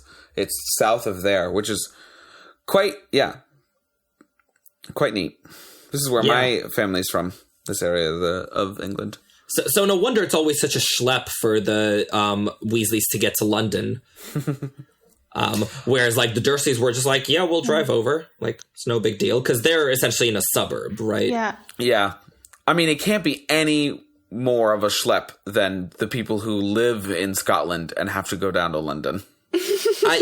I mean, I have to imagine that, like, I'd say they probably just flew powder there, and they do the Hogwarts Express as an experience. Yeah, like, there has to be, like, a portkey set up in, like, Edinburgh or something. Okay, sure. If they were portkeying but, like, the Muggleborn's first time, can you imagine being in Aberdeen and just driving to London to just take a train back up, and you can, like, see your parents' car on the way? Like, hi. On your way at, like, 7 p.m. Yeah. I'd say it probably also depends on, you know, how integrated you are in the Muggle society. Because, say, something like Hogsmeade, because it's fully wizarding village, they would have their own wizarding post office. But for the, you know, especially like mixed wizarding families where one person is Muggle born or one person is a Muggle, they could be very well living just among in a normal Muggle city and just use Muggle services, and possibly even have, like, I'm sure some wizards, I imagine they actually have Muggle jobs and just do what Kingsley done and be like very, very efficient because they're just sneakily using magic. I mean, I gotta tell you, I have so little concept of, like, how it all works in the rural world. Like, I think a friend was telling me that, like, yeah, like, my friend lives somewhere where, like, he doesn't have an address.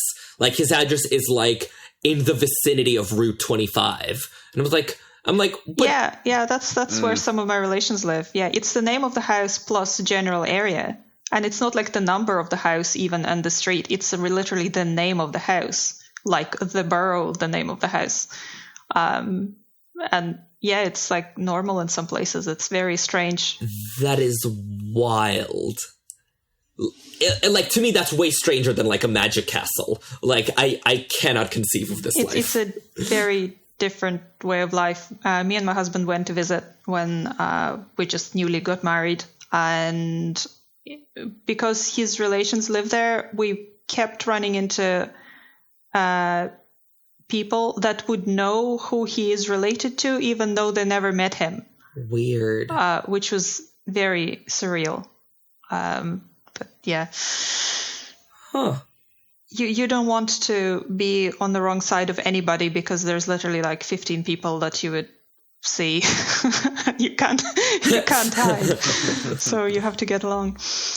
All right, so we come to this great part, right, in Harry's détente with Uncle Vernon, where Uncle Vernon is caught between two warring impulses. Get rid of Harry, but that makes Harry happy, versus keep Harry miserable, but then keep him here. And I find this very entertaining because it's a very common dilemma, right? Like self-interest versus spite. Like, I've definitely encountered that, like, from my nemesis and, like, wrestled with it myself. I love that you have a nemesis. So, like, wait, y'all don't? No. Crookshankshian nemesis? I wouldn't call them a nemesis. Oh no, I definitely have nemesis, plural. I lead an exciting life. Most recently, to my memory, I think I went for self-interest, but my nemesis went for spite. Like the last time we had this type of conflict. So I'm curious, what about y'all? How spiteful are you? Would you always go for self-interest? It would be self-interest every time for me. Cool, they can go do their thing as long as they're not near me, we're fine. Yep, same. I certainly have a bit of a spiteful streak sometimes. Yeah. Okay, glad it's not just me. Oh, no. Yeah, because, yeah, I can be a little spiteful. You Ukrainians, I'm kidding. Don't at me. Oh, no, you ain't wrong. Let me tell you, some of the news coming out, some of the, extra bitchy things we're doing, I was like, yeah, that's my people. The one time that Sam says something insulting about a area of the world and you're like, no, that's fine. Not insulting at all. We're totally accurate. It's not insulting, it's complimentary. I take great pride in how spiteful I can be.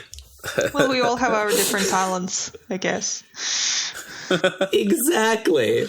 Mine is insults. Mine is drama. I think yours is magnetism, Irvin. You just attract drama as a result. You know what? That's true. Because, I truly don't mean to, be surrounded by drama. I'd like a quiet life. It's not how things work out. I think the most false thing your laugh said, does not need to be that disbelieving, okay? I like a now quiet I'm life. a little insulted. One time in Croatia, I've seen you be like, hey, this quiet night was quite nice. I talked to some dudes on a pier instead of dancing the whole night. One time. Yes. It was lovely. And that's what you're aspiring to. You are going about that the very wrong way, dear sir. Fine, whatever. Ev, move on to your very good point so they can stop insulting me. Yeah, so while Harry is talking to Vernon, sniping at Vernon, sort of, they mentioned that he's still wearing Dudley's hand-me-downs, which are obviously completely the wrong size for him. And I was just wondering why he wouldn't just go and buy some Muggle clothes, because he does have money, and as Sophia said, he can just go to Gringotts and exchange a couple of galleons for Muggle money and go buy himself a t-shirt that fits. So I don't know whether he is doing it, just doesn't occur to him, or he is deliberately keeping low profile in case, because Dursleys are still his legal guardians, in case they're going to try and pounce on his gold. One of my thoughts would be that there is something almost, I don't know if rebellious is the right word, but him walking around in Privet Drive wearing Dudley's clothes that are much too big for him, I feel like that's a way that he's kind of showing everybody that they are mistreating him. He doesn't care about what any of the people in Privet Drive think of him, so it's not like he is oh, they, I'm not stylish enough or anything. He doesn't care what they think of him, because he doesn't really see it as his world, but it's almost a way of using the Dursleys' own tools against them, of showing that he's being mistreated, and they don't want the neighbors to talk, and yet they have this nephew who is walking around in this clothing that all of the neighbors know used to belong to Dudley. I mean, if they were paying attention, they'd know. So I wonder if he's thinking that. I love that. Yeah. That is so much more petty and thought out than any of my answers to this question. But I kind of love that it's just a big f*** you from Harry to the Dursleys. Yeah, totally. I feel like it would go over their heads if he was thinking that. I mean, I'm sure it does. But I mean, Aunt Marge did. She sure did. Well played, sir. Thank well you. played. I wonder if he's ever like thinking, well, I did that to my aunt. How can I do that on purpose? Yeah. Just constantly poking Vernon in the love handles, just being like, nah, it's not working. Just Dang it. hope to get mad just in the right way. Yeah. To blow I it mean, up. yeah, I had much more prosaic explanations. First is that he doesn't have Muggle money, and, like, the Gringotts Exchange is in London, which, like, I mean, he's closer to London than the Weasleys are, but he still can't exactly, like, you know, jump on over to the city himself. And also, like, there's also, he could also just not want to antagonize the Dursleys over this. Yeah. Right, sort of, you know, he's picking his battles a little bit. You know, he's not like, no, feed me cake. He's like, all right, y'all can think I'm dieting, but, like, I'm just gonna do my thing. Yeah, I thought, too, that it was more that Harry was trying to keep a low profile, that in order, if he were to bring out these clothes that were supposed to be his or something, that the Dursleys would start to be like, well, you owe us for all these years of service that we've been doing. Like in Les Miserables, when they are like, hey, you owe us for this because we did this for your child. In the way that they try and nickel and dime Jean Valjean, I think they would try and literally nickel and dime Harry into paying them back for all the services. They seem exactly like people that would do something like that. Yeah. Now I need a Harry Potter Les Mis musical. Yeah, like, I don't think they're quite as fun as the Thénardiers, but, like, similar vibes. But okay, the Thénardiers in the book are just horrendous. In the musical is the only place that they're fun. That's fair. I read the first 3 chapters of Les Mis in French, because we had to in French class, and that both took away my desire to read any French ever again, and took away my desire to read Les Mis in any language ever again. It's a phenomenal book if you like only exposition. Yeah, I mean, reading it, I was like, wow, so we're 3 chapters in, and the musical accomplished this in, like, a verse and a half of the opening song. So, like, really, can we move it along here?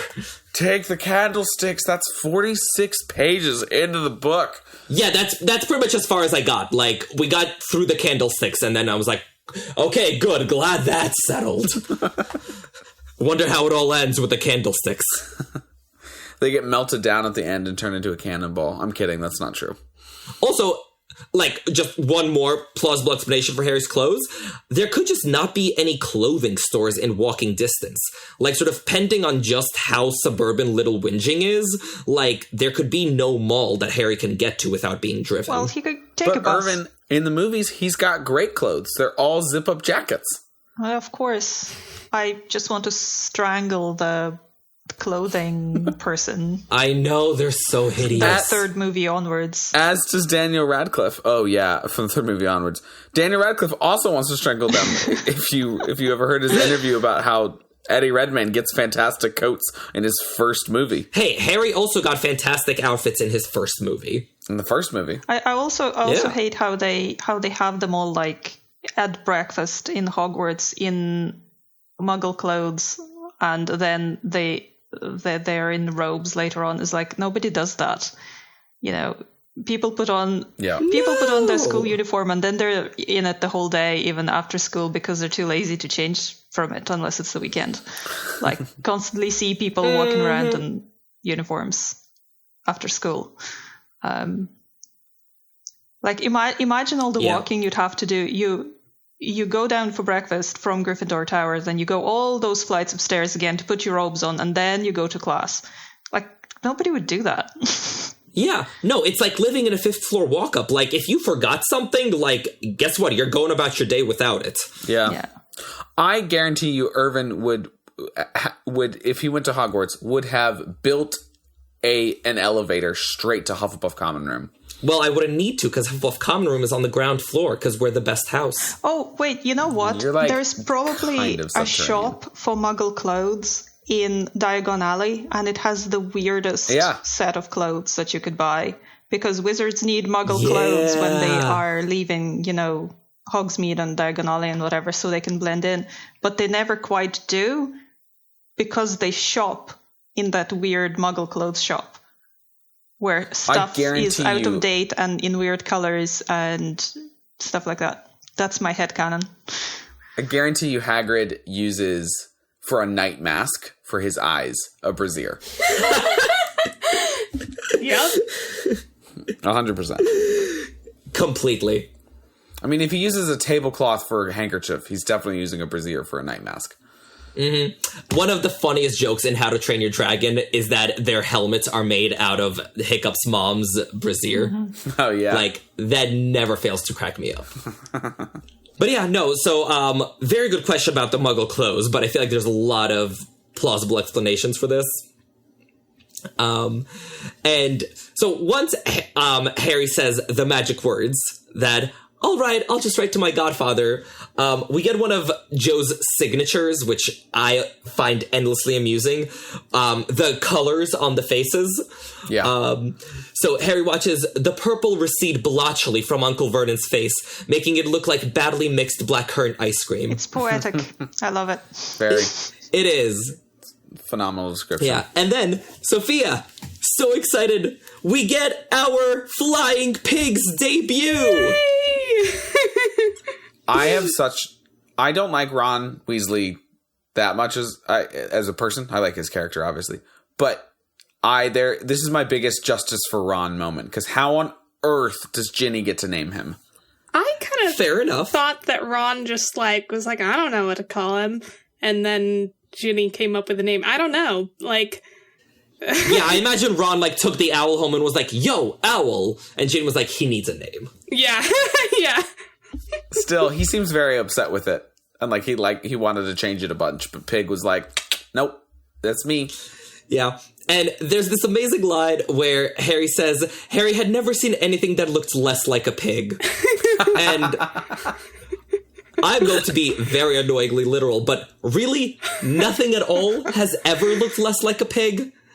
So, question for the panel. What is the least pig-like thing you think Harry has ever seen? Space. Empty void. I Okay. think, his invisibility cloak. Yeah, okay. Same energy, but a joke. Well done. You win. Apparently, You win that Pigwidgeon game. just means small or petty. Well, I love makes that. sense. Oh, like Ginny. Or like the So owl, because cute. it is small and petty. Yeah. Well, I don't know if it's petty, I but it's very think- competitive with other owls. I think the least pig-like thing Harry's ever seen is Hedwig, because she is not having it. No.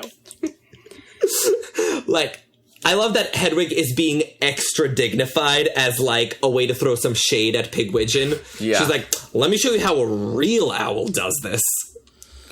I'm surprised Hedwig didn't just crush Pigwidgeon's head. She's too dignified Just for like that. slowly lift up one of its claws and just smash him down. Yeah. That's a bit mean even for Hedwig. I don't know. I think Hedwig has quite a mean streak to her. She's absolutely queen Yes. of the owlry. Mm-hmm. So, my question is, the expression is when pigs fly, as in something impossible. So what is the Yeah. impossible thing that just happened? I think it's that Uncle Vernon agreed to something that would make Harry happy. Yeah. And Harry, in Yes. earlier books, would have been like, oh, that will happen when pigs fly. And here we have pig flying. Yeah, that's very true. Harry gets to go to the Quidditch World Cup when pigs fly. That's amazing. I love this so much.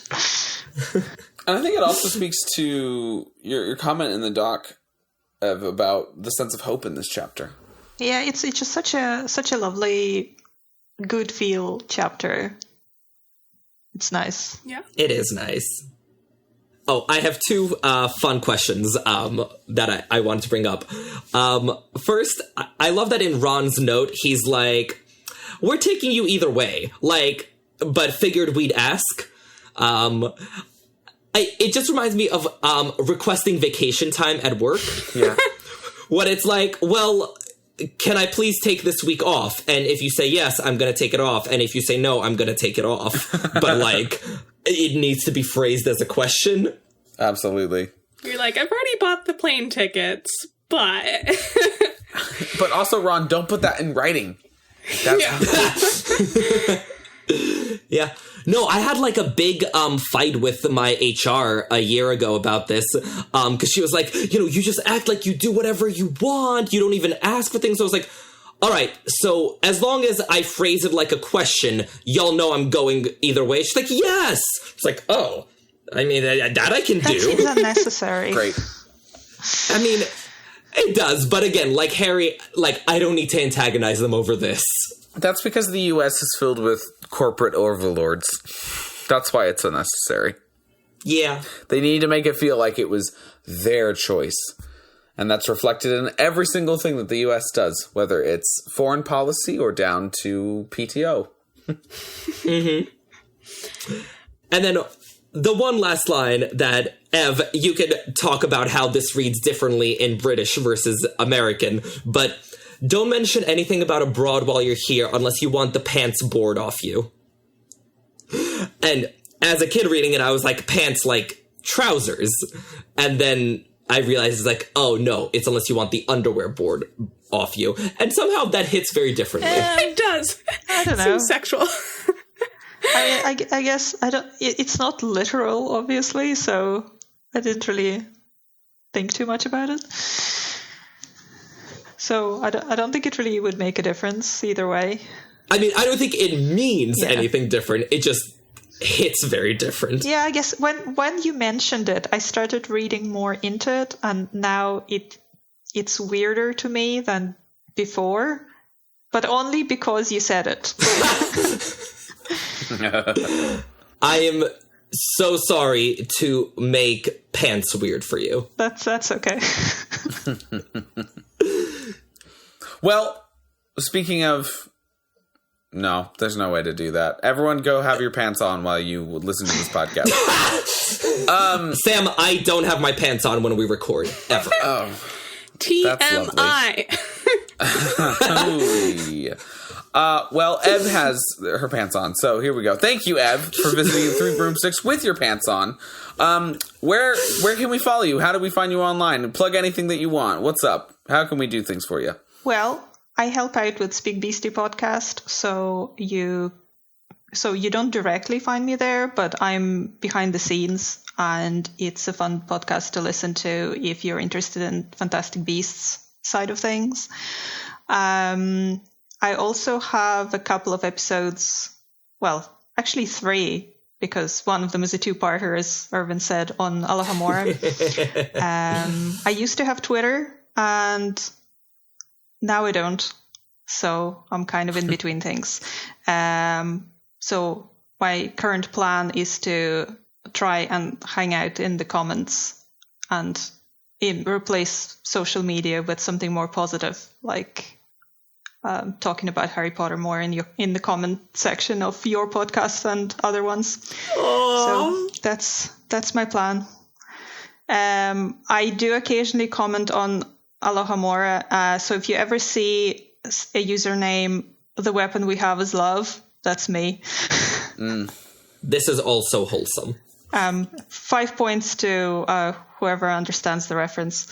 So me, I understand it. 5 points. Well done. And thank you so much for having me on this episode. It was a lot of fun. You were phenomenal. Thank you. Yes, thank you so much for stopping by in the middle of the night. It was so great having you on. And also huge thanks again to Sam Amon, who bought us this round of drinks at the Three Broomsticks. Yay! Thank you, Other Sam. Thank you very much for that. Listeners, if you'd like to buy us the next round, please head over to patreon.com/Three Broomsticks. That's with the number 3. To sign up, we're offering bonus content, chats with the hosts, on-episode shoutouts. If we ever figure out a certain someone's audio, we might have a chat about Hogwarts Legacy for you. Oh my god, I do. I'm looking for it as we speak. But yeah, we'd really appreciate your help in keeping the lights on at the Three Broomsticks so we can talk about Harry Potter for a long time to come. And also in the meantime, you can also help out by rating us, reviewing us wherever you listen to the show, and tell your friends about us, because word of mouth is a huge help. Please. It is like the biggest thing you can do. Grassroots organizations solve the world problems, including increasing our viewership. Listenership. They can't see us. Oh my They god. can't see us yet. So growth mindset. I'm right Is behind that you. like a threat? Or Yeah, exactly. It sounded like a threat. Well, that's up to you. Again, I never record wearing pants, so it seems like a threat. Threat to our viewers. So if you see a pantsless guy talking about Harry Potter walking around Queens, Irvin's your guy. Another way you can help out by our listenership is by being on all of our social medias and such.